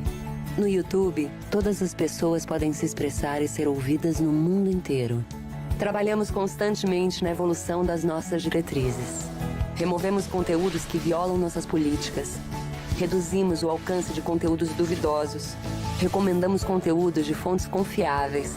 E recompensamos criadores de conteúdo de qualidade. Antes do seu play, o YouTube trabalha muito para combater a desinformação. De volta, ao vivo, aqui da Sala Digital, para você que está acompanhando o debate entre Lula e Bolsonaro, o primeiro do segundo turno. Lembrando, a Adriana Araújo acabou de falar e a gente reforça, essa já é a maior live de jornalismo do YouTube. Você está acompanhando com a gente ali simultaneamente, mais de 1.700 pessoas acompanhando. E quando a gente, ou melhor, 1 milhão, né, gente? Já que é a maior da história, 1.700.000 pessoas acompanhando. E no pool, né, que a gente tem essa junção de várias emissoras jornalísticas transmitindo o nosso debate, já são mais de 2 milhões de pessoas assistindo. Bom, a gente vai então mostrar aqui, continuar acompanhando você. Essa aqui é a nossa sala digital, onde tem mais de 100 pessoas aqui convidadas acompanhando o nosso debate, entre pessoas, né, dos candidatos e outros convidados, nossos colegas jornalistas também. E é daqui que a gente está monitorando o que você busca na caixinha do Google, né, Lana? Exatamente, Cíntia. 2 milhões de pessoas acompanhando em tempo real. Muito obrigada pela sua audiência. É isso. É o retrato de como o país está reagindo minuto a minuto durante o nosso debate, esse debate histórico. Agora, olhando os temas aqui, Marco Túlio, vamos ver. Teve movimentação no tema geral? A gente teve sim, a gente viu que pesquisa eleitoral finalmente deixou a primeira posição aí nessas últimas 4 horas, né? A gente vê que agora preços volta à primeira posição, mas a gente também teve uma troca aqui, ó, na 5ª posição educação, que oscilou bastante, estava em 6º, mas depois chegou a última colocação, agora está em 5º, aqui logo já aqui no segundo bloco do debate. Vamos ver o tema política. Aqui sim, né? Os candidatos falaram nesse segundo bloco um pouquinho sobre composição do Supremo Tribunal Federal, né? O assunto corrupção é bastante recorrente. Então, o que aconteceu aqui? Olha que confusão, né, gente? No tema política. Aqui a gente segue com pesquisa eleitoral dominando o interesse de busca dentro da categoria política. Lembrando que a gente está olhando aqui as últimas 4 horas. Mas, de fato, assim, nesse último bloco, a gente teve uma disputa muito grande do interesse de quem está assistindo sobre assuntos que foram falados muito rapidamente.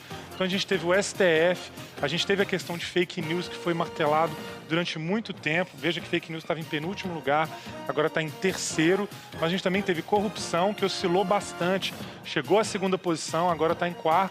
TSE e orçamento secreto. Vejam que todos esses assuntos surgiram agora nesse último bloco.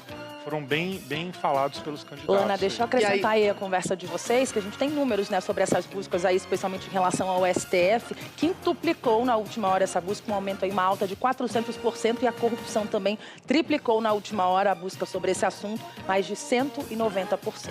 E aqui, especificamente no caso do STF, que agora ocupa o 2º lugar nas buscas dentro do assunto política, estava em 6º e subiu para 2º lugar. E fake news também aparece em 3º, estava aqui, ó, em 7ª colocação, subiu para 3º. Então, veja aqui, em tempo real, o que eles estão dizendo no debate afeta o interesse do eleitor. Ele vai para a caixinha do Google, pesquisa, e esse dado aparece aqui para a gente. E o último, vamos dar uma olhadinha nos temas de economia. Que foi também falado nesse segundo bloco, né, bastante, foi uma das perguntas levantadas pelos jornalistas. Vejam que preço estava dominando, mas agora deu uma oscilada também, mas eu acho que o mais digno aqui foi a oscilação de Auxílio Brasil, mas também a questão do empréstimo, né? A gente tem emprego aqui também que oscilou bastante, chegou na última posição, está em 6º. Energia também, com uma presença importante, e a questão do empreendedorismo, que chegou a ficar em 1º lugar, a gente trouxe aqui antes do debate e agora está na última posição. Vamos ver a última tela, que é a interesse de buscas, especificamente sobre o nome dos candidatos, porque teve uma movimentação de último minuto ali. A gente vem acompanhando desde as 6 da tarde. Essa linha segue baixa porque aqui o interesse está baixo, né? Então, quanto mais baixa ela está, menor o interesse. Então, à medida que a linha vai subindo, vocês vão vendo que o interesse vai aumentando e as linhas se cruzam, né? A gente trouxe isso aqui antes do debate começar, a linha vermelha o Lula e a linha azul o presidente Jair Bolsonaro. E aqui uma primeira inversão. A gente segue acompanhando esses dados em tempo real. É isso, esses dados que aí mostram um retrato, né, de como que o país vai reagindo minuto a minuto durante as falas dos candidatos. E você pode acessar todos esses dados nesse QR Code que está na sua tela. Você vai ver todos os detalhes que a gente está mostrando para você aqui da sala digital com mais aprofundamento aí nesse QR Code. Você vai continuar acompanhando o nosso debate, o primeiro debate do segundo turno entre o presidente Jair Bolsonaro e o ex-presidente Lula. A gente segue aqui na sala digital monitorando essas buscas do Google em tempo real para você. Até já!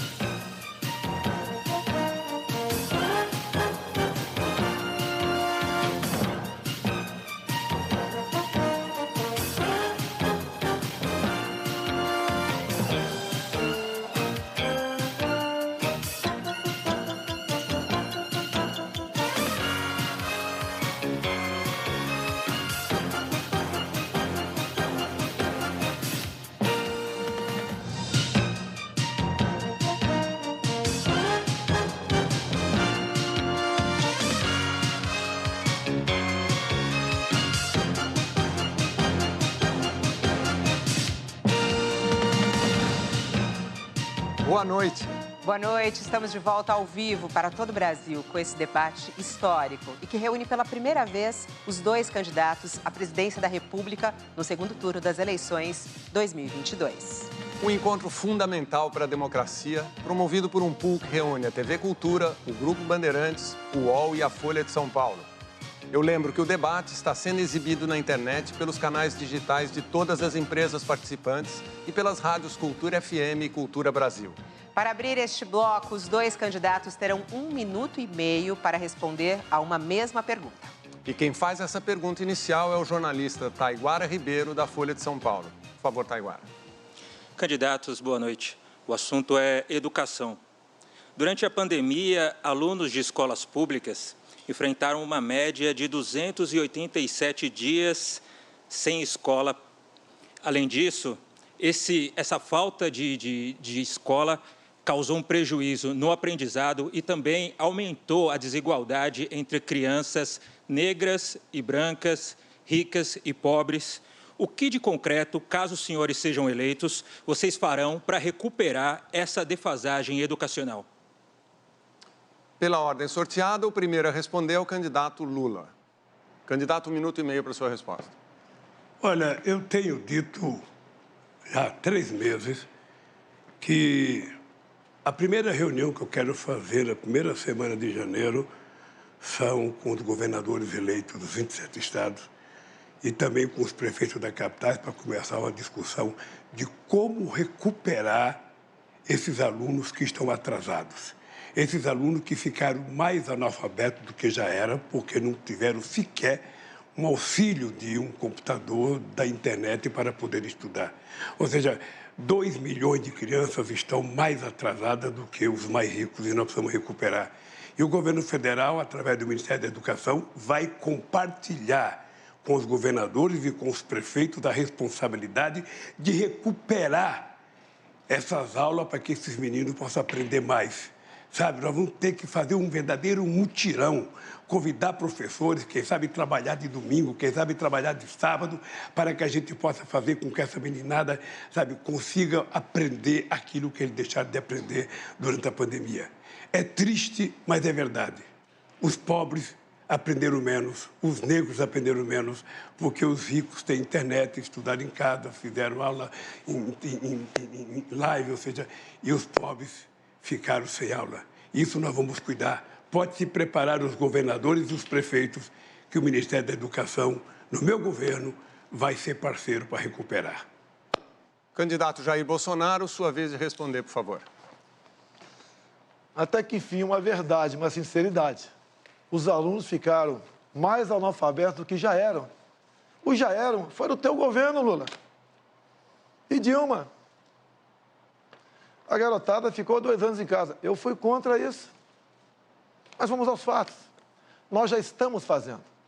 O nosso ministro da Educação tem um aplicativo que foi aperfeiçoado e já está há 1 ano em vigor. Chama-se Grafogame. Ou seja, num telefone celular, se baixa o programa e a garotada fica ali. Letra A, ela aperta o A, aparece o som de A. Vai para sílabas, C, A, K. E no passado, no tempo do Lula, a garotada levava 3 anos para ser alfabetizada. Agora, em nosso governo, leva 6 meses. Ou seja, a grande diferença está aí. A gente não fala o que vai fazer, a gente mostra o que está fazendo. O seu Paulo Freire, Lula, não deu certo. E mais do que isso, nós vamos começar agora com o FIES técnico para a garotada do ensino médio ter uma profissão. Auxiliar de enfermagem, marceneiro, entre tantos outros. Essa é a diferença do nosso governo e do teu. Tu nunca se preocupou em educar ninguém no Brasil. Nós educamos e alfabetizamos. Agora, mais uma rodada direta com o banco de tempo entre os candidatos. Seguindo as mesmas regras do primeiro bloco, cada um terá 15 minutos para administrar como preferir. A ordem é invertida em relação ao primeiro bloco. Portanto, quem começa com a palavra é o candidato Jair Bolsonaro. Bom debate, candidatos. Lula, você não respondeu a pergunta do Josias de Souza sobre o Petrolão. Petrolão foi o maior esquema de corrupção da história da humanidade.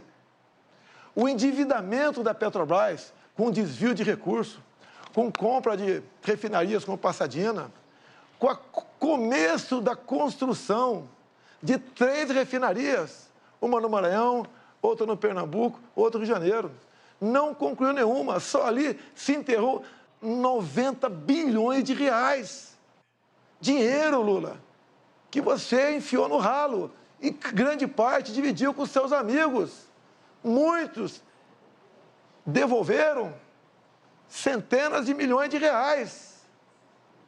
Lula, a Petrobras se endividou em 900 bilhões de reais.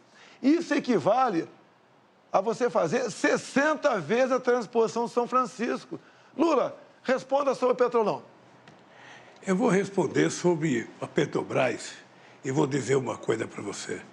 A Petrobras tinha uma dívida de 300 milhões e essa dívida foi feita porque a Petrobras precisava tirar o pré-sal de 7 mil metros de profundidade, que vocês não acreditavam. E muita gente nesse país dizia que era impossível tirar o petróleo de 7 mil metros de profundidade. E nós conseguimos tirar, e hoje o barril de petróleo colocado em terra é quase com o mesmo preço do barril de petróleo da Arábia Saudita. A segunda coisa é que eu fiz a capitalização da Petrobras de 70 bilhões, foi a maior capitalização da história do capitalismo em dezembro de 2010 e transformei a Petrobras na 2ª maior empresa de energia do mundo. E isso permitiu que a gente ficasse autossuficiente. O que acontece é que nós decidimos fazer refinaria, sim. O polo petroquímico de Itaboraí, no Rio de Janeiro, que foi parado. Nós decidimos fazer a refinaria no Maranhão, uma refinaria no Ceará. Fizemos a refinaria de querosene, sabe, no Rio Grande do Norte. Porque esse país queria ser exportador de produtos derivados e não de óleo cru, como está sendo agora. O Brasil tem um potencial extraordinário e se houve corrupção na Petrobras, olha, prendeu-se o ladrão que roubou, acabou. E prendeu porque houve investigação. Porque no nosso governo nada era escondido. A gente não tinha sigilo. Não tinha sigilo do filho, da filha, não tinha sigilo do cartão de crédito. A gente não tinha sigilo das casas, nada, tudo era ali. Era o portal da transparência e era a lei de informação, a lei de acesso à informação, que foram 2 obras-primas que o PT criou para que o povo acompanhasse em tempo real a coisa que foram feitas nesse país.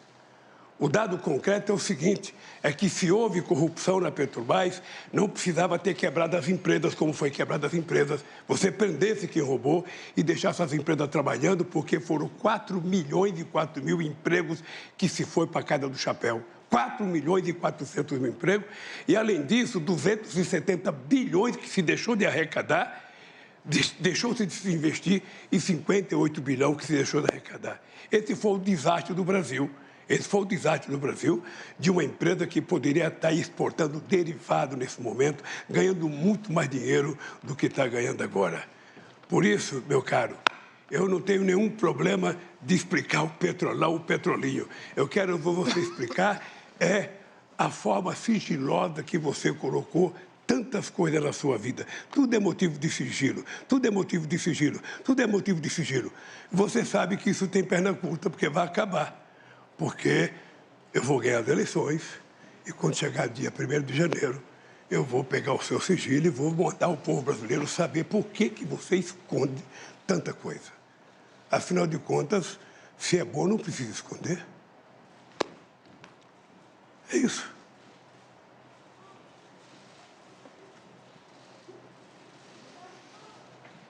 Estou à sua disposição. Aliás... Fica aqui, Lula, fica aqui. Aliás, deixa eu lhe falar uma coisa. Fica aqui. Deixa eu te falar uma coisa pra você. Sabe o que eu fiquei sabendo agora? Sabe o que eu fiquei candidatos. sabendo agora? Que todo o discurso seu no Congresso Nacional era falando bem de mim, quando eu era deputado e eu era presidente. Lula. Me ligaram, disseram que você era um puxa-saco meu que não tinha precedente na história. Porque você sabe que eu cuidei do Exército, que quando eu cheguei não tinha sequer coturno, o soldado era liberado às 11 horas porque não tinha dinheiro para o rancho. Você sabe que a Marinha não tinha quase mais navio. Você sabe que a Aeronáutica não tinha avião.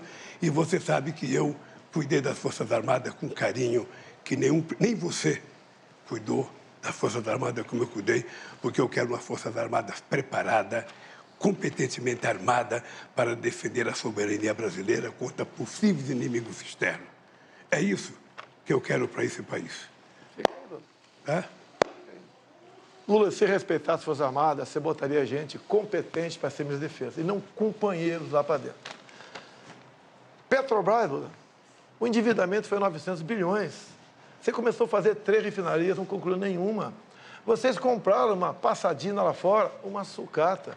Você entregou para Evo Morales, da Bolívia, 2 refinarias nossas, Lula. Pare de mentir. Por que você mente descaradamente? Eu estou falando. É mentira sua. Ah, é mentira? É mentira sua. Mentira. Mentira minha? Mentira. Você não entregou olha ali para aquela câmara que você deve estar com seus filhos ouvindo você e repita. Os meus filhos me acompanham, os seus não. Você, aliás, você não sabe fazer outra coisa, eu não sei mentir, Bolsonaro. Quando os dois falam, o espectador não consegue entender o que se fala. Itaboraí virou uma cidade fantasma lá no Rio de Janeiro. Estamos começando a recuperar tudo isso aí. Um escândalo sem tamanho. Olha aqui, Lula. Os delatores devolveram 6 bilhões de reais. 1 bi de dólares foi para os Estados Unidos, para a Bolsa, que foi prejudicada pela interferência nos preços. Olha aqui, Lula, as empresas que roubaram a Petrobras. Odebrecht devolveu 2,7 bi. SBM 1,3, Andrade Gutierrez 1,4, Braskem 2,8 bilhões, Camargo Correia 1,4 bilhão, OAS 1,9 bilhão, e assim vai, 16 bilhões de reais que as empresas devolveram, somado com 6 bi dos delatores, mais outros quase 6 bi para os Estados Unidos. Só o que foi contabilizado e achado. Esses ladrões devolveram 30 bilhões de reais, fora o que não foi achado. Você vem falar que não houve roubalheira, que você trabalhou para o bem da Petrobras? Não dá nem para discutir. Eu não disse que não houve roubalheira, porque as pessoas se confessaram. Quando o cara confessa o crime, é porque ele cometeu um crime. As pessoas foram lá e delataram. Que houve roubo na Petrobras, pode ter havido. O que eu quero dizer é que para você combater a corrupção, você não precisava quebrar as empresas. você não precisava fechar as empresas.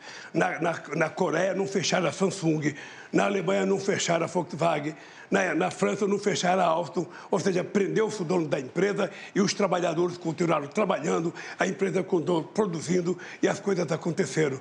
Você sabe que o polo petroquímico de Itaboraí estava 85% pronto. Estava 85% pronto. O maior polo petroquímico que esse país podia ter. Está parado. Está parado. Porque se levantou muita denúncia, não se provou metade da denúncia e está lá o polo petroquímico se enferrujando, quem sabe para ser privatizado a troco de banana, como foi feito com o gasoduto brasileiro. Que Lula, sabe por que houve Lula, você sabe por que houve roubalheira na Petrobras, Lula? Porque você entregou para partidos políticos, diretorias da Petrobras, você fez um leilão em troca de apoio dentro do parlamento. Não minta. Você botava... Não minta que é feio. Candidato Lula, respeita, ele está falando... grupos partidários. E o pessoal entrava para saquear. E você, com os votos caindo para aprovar suas propostas lá dentro, você se refestelava. Olha o BNDES, Lula. Fala do BNDES. Por que a Venezuela tem metrô e Belo Horizonte não tem metrô? Você entregou 1 bilhão e 60 milhões de dólares para o seu amigo Chávez e Maduro, fizeram o metrô lá fora, deram um cano no Brasil e não tem metrô aqui no Brasil. E parte dessa grana teria voltado para cá ou foi tudo para obra? Não foi tudo para obra. Lula, você tem muito a falar sobre corrupção. Não culpe os procuradores da Lava Jato, os juízes. A responsabilidade pela corrupção no Brasil foi tua. Os números estão aí. O candidato Lula pediu direito de resposta, a comissão vai analisar. O direito de resposta é para dizer o seguinte: o Bolsonaro, ele continua sendo um mentiroso costumaço. Ele sabe que os diretores da Petrobras, inclusive um dos seus chefes da Casa Civil, é do partido que era o diretor da Petrobras, e esse diretor tinha 33 anos de Petrobras. Não era um dia, era 33 anos da Petrobras. Ele foi indicado por competência. Ele foi indicado por competência. Ele já está morto, não dá nem para ficar falando muito dele. Então, o que é importante dizer claramente é o seguinte: as pessoas que foram indicadas pela Petrobras foram indicadas pelo Conselho, porque você sabe que você indica um diretor da Petrobras para o Conselho da Petrobras é quem indica o Conselho. Eu, na verdade, Bolsonaro, eu gostaria de que você, quando viesse aqui na Câmara, você explicasse por que faz 4 anos que você não dá um aumento real para o salário mínimo. São 36 milhões de aposentados, dos quais 36 milhões que ganham salário mínimo, dos quais 22 milhões de aposentados que estão há 4 anos sem receber aumento real. No meu governo, receberam 74% do aumento real. É por isso que a economia cresceu. Você sabe quanto que a economia crescia no meu governo? Ela crescia em média 4%. Sabe quanto está crescendo no seu? Menos que 2%. Ou seja, crescia, e o Brasil, quando eu deixei a presidência, estava crescendo 7,5%. Eu vou lhe dar um dado para você pesquisar. Um dado para você pesquisar. Quando eu deixei a presidência, a indústria automobilística produzia 3 milhões e 700 mil carros. Hoje ela produz menos que 2 milhões de carros. Menos que 2 milhões. Metade da produção de carro. Quando eu era presidente, a estimativa da indústria automobilística era chegar a 6 milhões de carros. Então, vejam, nós estamos com uma economia atrofiada, uma economia, sabe, que você fala que está bombando, só se for, sabe, no seu orçamento, porque para o povo não aparece esse crescimento da sua economia. Lula, quando você fala em Petrolão, não se esqueça, o ministro Joaquim Barbosa, quando proferiu o seu voto, mandando para a cadeia vários dos seus colegas, ele foi bem claro. O único que não pegou o dinheiro da Petrobras foi o senhor Jair Bolsonaro. Dá até uma gaguejada. Ou seja, não me compare com seus amigos corruptos, Lula. Longe disso. Quando você fala em crescimento, você mente o tempo todo.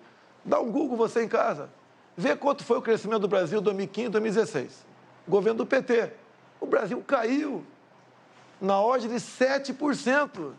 Tinha pandemia naquele tempo? Tinha guerra lá fora? Não, mas tinha corrupção em abundância no Brasil. Em 2020, o mundo todo sofreu com a economia. Falavam lá fora que o Brasil ia cair 10%. Caiu 10%. No ano seguinte, recuperamos. Ou seja, com pandemia, com uma guerra lá fora e com uma crise ideológica, nós ficamos no 0 a 0 em 2 anos. E em 2 anos você perdeu 7%. Sem pandemia, sem falta d'água e sem guerra lá fora. Há uma diferença enorme entre cuidar da economia com uma pessoa como eu e o Paulo Guedes e você. E para falar economia, prezado Lula, quem vai ser seu ministro da economia? Já decidiu? Ou está barganhando ainda com algum partido político? Quem vai ser seu ministro da economia, Lula? Fala para a gente aqui. Uma coisa, eu falei do meu governo. O governo mais exitoso da história do Brasil. Um governo que tirou 36 milhões de pessoas da miséria absoluta. Um governo que colocou 42 milhões do povo brasileiro a um padrão de consumo de classe média. O governo que faz mais universidade na história do Brasil. O governo que mais colocou jovens. Nós pegamos o Brasil com 3 milhões e meio de jovens na universidade, deixamos com 8 milhões de jovens na universidade. O Brasil tinha 140 escolas técnicas, nós fizemos 422 escolas técnicas. Ou seja, nós aprimoramos porque nós tínhamos o melhor ministro da Educação do Brasil, que era o companheiro Fernando Haddad. O melhor ministro da Educação, que fez do Fundeb. O orçamento da educação subiu 160% no nosso governo. A gente criou o piso salarial dos professores, porque esse país estava dando um salto de qualidade. O Brasil era a 12ª economia do mundo, chegou à 6ª economia do mundo. Eu não sei se o adversário meu se lembra, eu era o único presidente do Brasil, da história do Brasil, convidado para todas as reuniões do G8 e convidado para 2 reuniões do G20. E por que a gente era convidado? Porque tinha uma coisa que a gente cuidava que você não cuida, que era a questão do clima. Foi no nosso governo o menor desmatamento da Amazônia. Foi no nosso governo. E o seu é o maior todo ano. Vocês estão brincando de desmatar. Vocês estão brincando de abrir cerca, vocês estão brincando de derrubar árvore, vocês vão ver o que vai acontecer com o comércio brasileiro. Porque o brasileiro do agronegócio, que é sério, aquele que quer ganhar dinheiro, aquele que quer exportar, sabe que não pode invadir a Amazônia. Então, nós vamos ganhar as eleições para poder cuidar da Amazônia e não permitir que haja invasão em terra indígena, em garimpo ilegal e muito menos alguém querer plantar milho, soja ou algum outro produto no lugar que nos pode plantar. Nós temos 30 milhões de alqueires de terra degradada que pode ser recuperada para plantar o que quiser no país. Então, eu queria que você explicasse um pouco o desmatamento da Amazônia, da forma irresponsável que está acontecendo agora no seu governo. Então fica aqui que eu explico. Pode ficar aqui? Pode. Dá um Google em casa aí. Desmatamento, 2003 a 2006. 4 anos do governo Lula. Depois dá um Google, desmatamento, Jair Bolsonaro, 2019 a 22. No seu governo, foi desmatado mais do dobro do que no meu. Dá o Google em casa. Deixa ele falar Dá o Google, não, deixa ele terminar, Lula. Dá o Google em casa. Você desmatou 2,5 vezes mais do que no meu governo, Lula. Você fala em economia, eu peguei o Brasil endividado, quebrado contigo, roubalheira. Agora, esse ano, o Brasil passou da 13ª para a 10ª economia do mundo. E mais ainda, quando você fala em educação, quem foi que deu o maior reajuste aos professores do Brasil? Você está olhando para ele, Jair Bolsonaro, 33%. Isso é tratar com dignidade dos professores. Acabou? Acabou? Vamos lá. Eu vou lhe falar uma coisa. Pode dar um Google, pode dar o que você quiser, você vai perceber que quando eu ganhei as eleições, tinha um desmatamento de 27 mil quilômetros. Caiu para 4 mil quilômetros. O Brasil participou da COP15 em Copenhague, participou do Encontro de Paris, em que o Brasil era elogiado porque o Brasil era o país que menos desmatava e que mais cuidava da questão ambiental. Não existiu nenhum governo que fizesse o que a gente fez na questão ambiental. E agora nós vamos fazer mais, porque nós vamos fazer com que, sabe, a agricultura de baixo carbono possa fazer com que o Brasil receba, sabe, quem sabe, muito dinheiro da União Europeia e de outros países por conta do sequestro de gás de efeito estufa que nós vamos fazer preservando a Amazônia, coisa que você não sabe. Nós vamos tentar fazer da biodiversidade da Amazônia uma forma de enriquecimento daquele povo da Amazônia, de quase 30 milhões de pessoas que moram lá, e não desmatar e não desmontar como vocês estão fazendo. Destruição. Essa é a palavra, destruição, invasão de terra indígena, garimpo ilegal, coisa que nós vamos proibir. Nosso governo não vai ter. Aliás, eu vou te dar uma novidade. Eu vou criar o Ministério dos Povos Originários. Esse país vai ter o Ministério dos Povos Originários. Os indígenas vão indicar o ministro nesse país. Quanto mais ministério, melhor, né?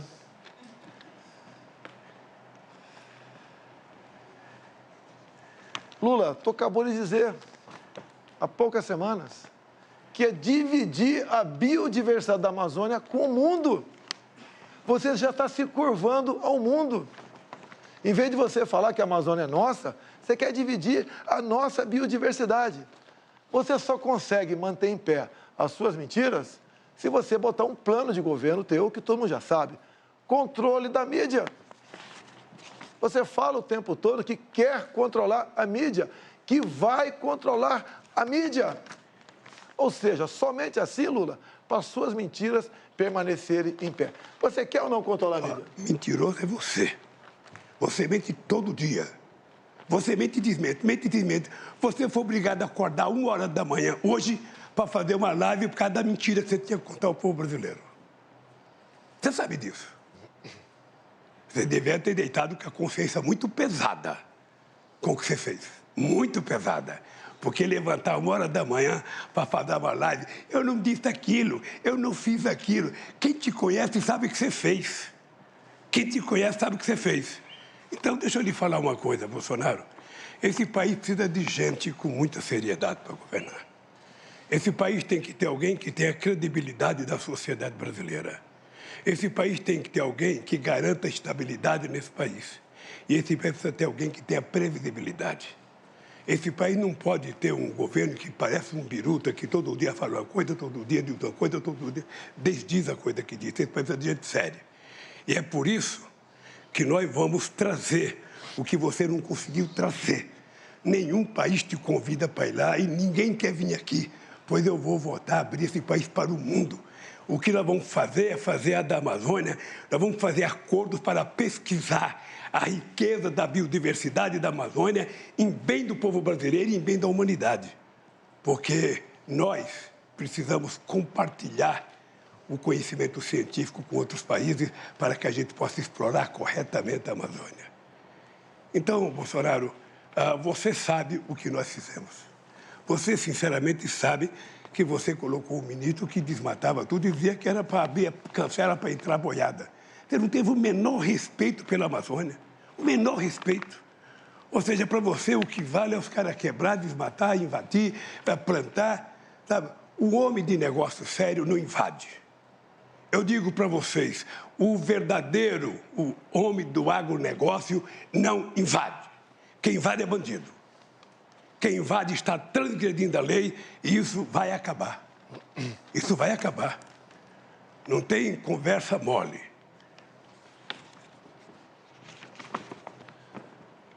Em 14 anos, você não fez nada. Em 14 anos, você não fez nada. Está prometendo que vai fazer pela Amazônia agora? Você não fez nada. Você passeou por aí, as suas viagens, mas nada além disso. Você não fez nada para o Brasil. Vamos falar um pouquinho sobre... Já que você falou que vai trazer amigo para cá? Você sentiu... Você vai trazer...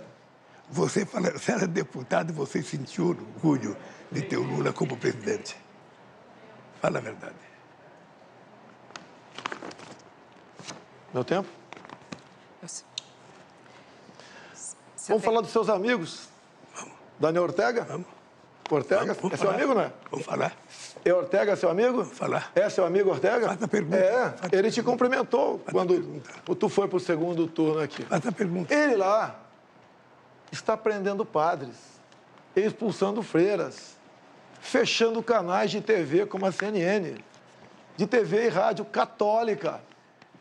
Ele acabou de proibir a comemoração do Dia da Bíblia, proibiu procissões, fechou o país, um desrespeito com as religiões. E você o trata como amigo? Diz que isso compete a ele e nós não podemos fazer nada? Outro amigo teu, Lula, quando eu falei na ONU que estava de portas abertas para receber freiras e padres da Nicarágua, o teu outro amigo, Petro, da Colômbia, ocupou a tribuna e pediu a descriminalização da maconha, ou melhor, da cocaína, o que é mais grave ainda. Lula, esses são seus amigos aqui no Brasil, são chefões da comunidade. Não é o povo do Complexo do Alemão, não. O povo ali é decente, é ordeiro, é trabalhador. Você é amigo da minoria, pessoal do CPX e dos traficantes. E você agora é amigo também de Ortega e Petro, que pede a descriminalização da cocaína e que prende padres e freiras. É isso mesmo, Lula? Fala sobre o teu amigo aqui.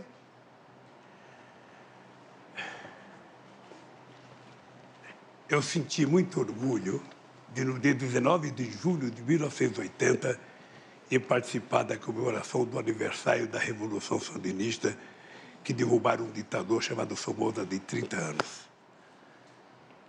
Agora, o regime político da Nicarágua é uma coisa que depende deles, e o Daniel Ortega sabe, você sabe, o Chaves sabe, todo mundo sabe, que se eu quisesse acreditar em mandato perpétuo, eu teria aceito o terceiro mandato quando me propuseram.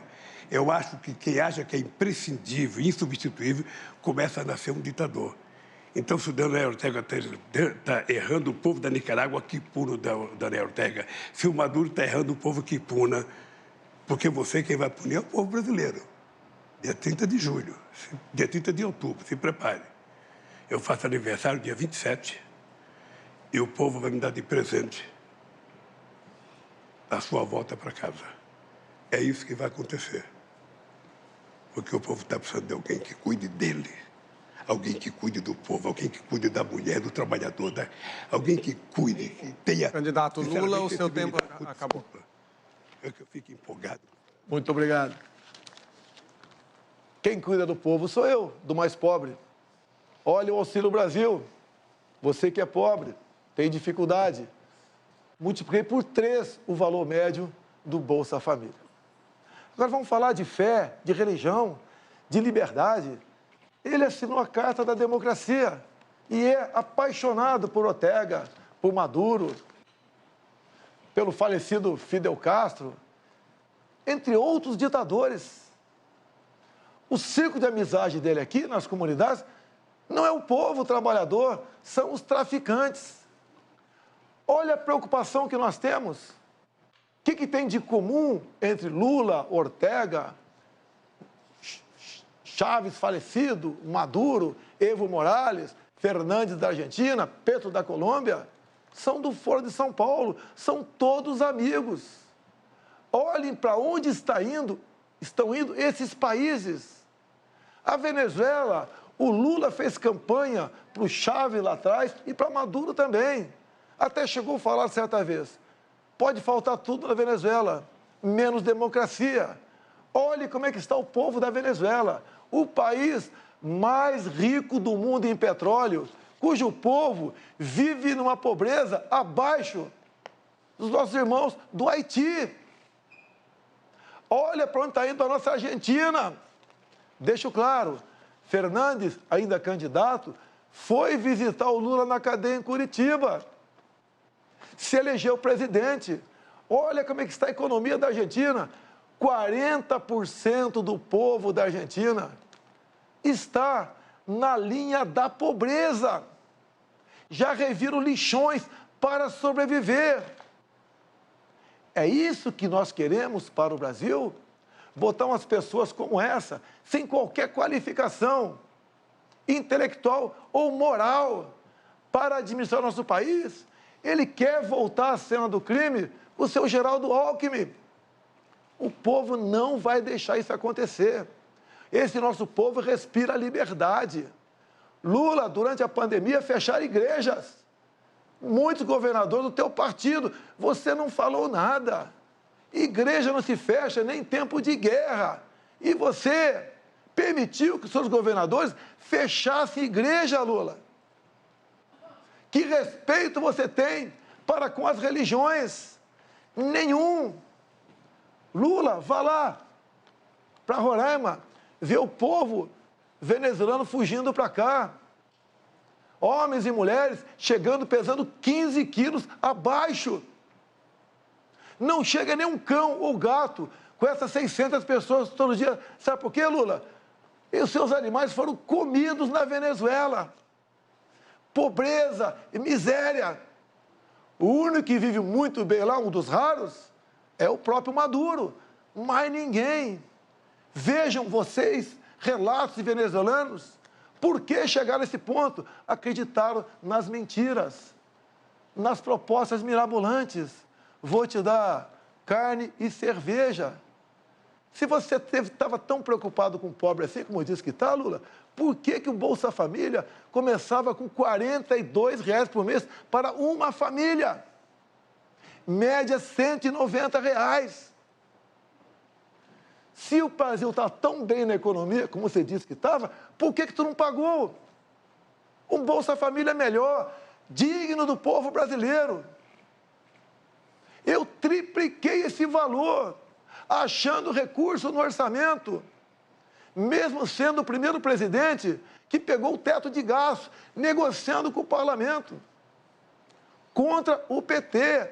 Se dependesse do PT, você aí de casa, você que hoje recebe o Auxílio Brasil de R$ 600, estaria ganhando Bolsa Família de R$ 40 a R$ 190. Uma vergonha. Uma pessoa que se gaba da sua economia, pagar isso para você, meu irmão, pobre. Sabemos da sua dificuldade, sabemos do seu sofrimento. Sei que você levanta de madrugada para ir trabalhar.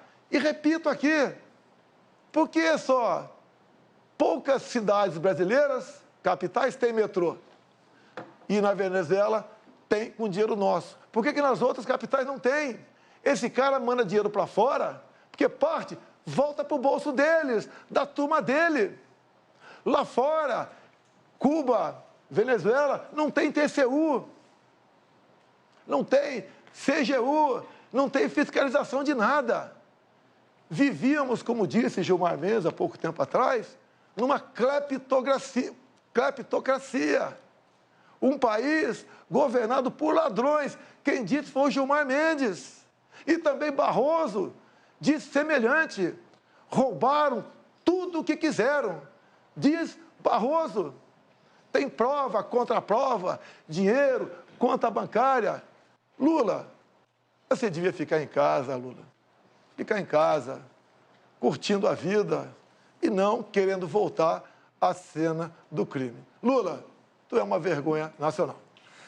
Os pedidos de direito de resposta foram analisados pela comissão. Um deles foi aceito. O candidato Luiz Inácio Lula da Silva tem direito a 1 minuto a mais a partir de agora. Eu, na verdade, deveria ter direito a dois direitos de resposta. Porque eu fui agredido várias vezes, com mentiras. Então, é importante que o juiz julgador do tempo de resposta, sabe, eu vou entrar com recurso do Supremo Tribunal que discute. Deixa eu dizer uma coisa para você, Bolsonaro. Você continua descaradamente mentindo. Descaradamente.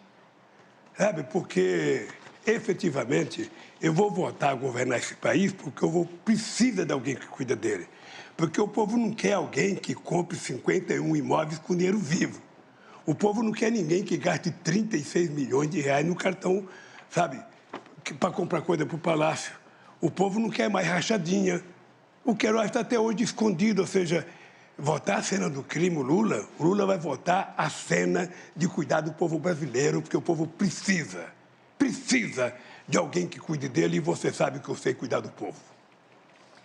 A partir de agora, vamos às considerações finais. Antes, o presidente Jair Bolsonaro pediu o direito de resposta. A comissão julgadora está analisando. Daqui a pouquinho a gente traz a resposta da comissão. Não foi concedido. Acabou de ver o resultado, não foi concedido o direito de resposta. Vamos às considerações finais, então, a partir de agora. Pela ordem de sorteio, quem começa é o candidato Jair Bolsonaro. O senhor tem 1 minuto e meio, candidato. O que eu quero para o meu país? Primeiro, eu quero um país livre. Um país onde seja respeitado a liberdade de expressão. Um país onde você possa ir com segurança para casa, possa trabalhar, possa ter a certeza que teu filho vai para a escola e não vai ser cooptado, ensinado para ele coisas que os pais não querem em casa. A tal da ideologia de gênero. Não queremos que os nossos filhos, ao irem para a escola, frequentem o mesmo banheiro. Essa é a política do lado de lá. Nós queremos um país sem drogas. O lado de lá quer liberar as drogas. Somente uma pessoa que não sabe a dor de um pai ou de uma mãe sabe o que é ter um filho no mundo das drogas. Não, nós não queremos liberar as drogas. Nós somos cristãos em 90%. Nós respeitamos a vida desde a sua concepção. Não ao aborto. Sim à propriedade privada. Não ao MST invadindo terras. Respeito ao homem do campo. Pelo direito à legítima defesa. Esse é o país que nós queremos. E não um país do retrocesso, da corrupção, da roubalheira e do desrespeito para com as religiões. E agora quem tem 1 minuto e meio para as suas considerações finais é o candidato Luiz Inácio Lula da Silva. Por favor, candidato. Eu queria primeiro agradecer ao povo brasileiro mais uma vez e dizer para vocês que não deu para se discutir tudo o que tinha que se discutir aqui, mas eu queria dizer para vocês o seguinte: o meu adversário é, efetivamente, o cara que tem a maior cara de pau para contar inverdades aqui. Primeiro, quem aprovou a lei em 2003 de liberdade religiosa foi esse que vos fala. Quem defende a democracia e a liberdade sou eu, muito mais do que ele, que é um pequeno ditadorzinho, que quer ocupar a Suprema Corte. Que quer ocupar a Suprema Corte, diz todo santo dia que quer colocar os dele no ministério, na Suprema Corte. Eu não. Eu quero governar esse país democraticamente, como já governei 2 vezes, dando prioridade aos problemas do povo brasileiro, dando prioridade a cuidar do povo, porque tem 33 milhões de pessoas passando fome. Esse país, que é o maior produtor de alimento do planeta Terra, esse país tem 31 milhões de pessoas passando fome. Esse país, que é o maior produtor de proteína animal do mundo, as pessoas estão na fila do osso. E quando eu falo do churrasco, é porque nós vamos voltar a consertar esse país e vamos voltar no final de semana a comer um churrasquinho e tomar uma cerveja. Ele fica doido, porque só ele pensa que ele pode. Nós podemos e vamos querer comer um churrasquinho. Durante a fala do ex-presidente Lula, o candidato Bolsonaro pediu direito de resposta, a comissão analisou e foi negado. Termina aqui este primeiro debate entre os candidatos à presidência da República nas eleições de 2022. Uma parceria entre o Grupo Bandeirantes, TV Cultura, peço que a plateia faça silêncio, por favor. Parceria entre o TV Cultura, o UOL, Folha de São Paulo e Bandeirantes, com apoio do YouTube e do Google. Eu aproveito para lembrar que este debate bateu o recorde de maior live jornalística do YouTube em toda a sua história. Agradeço a todos e a todas que nos acompanharam pela TV, pelas rádios, pelas mídias digitais. E em nome das empresas do Pool, agradeço novamente a presença aqui dos 2 candidatos, Luiz Inácio Lula da Silva, Jair Bolsonaro, na sede da Band em São Paulo. Uma boa noite para você. Boa noite e boa semana a todos.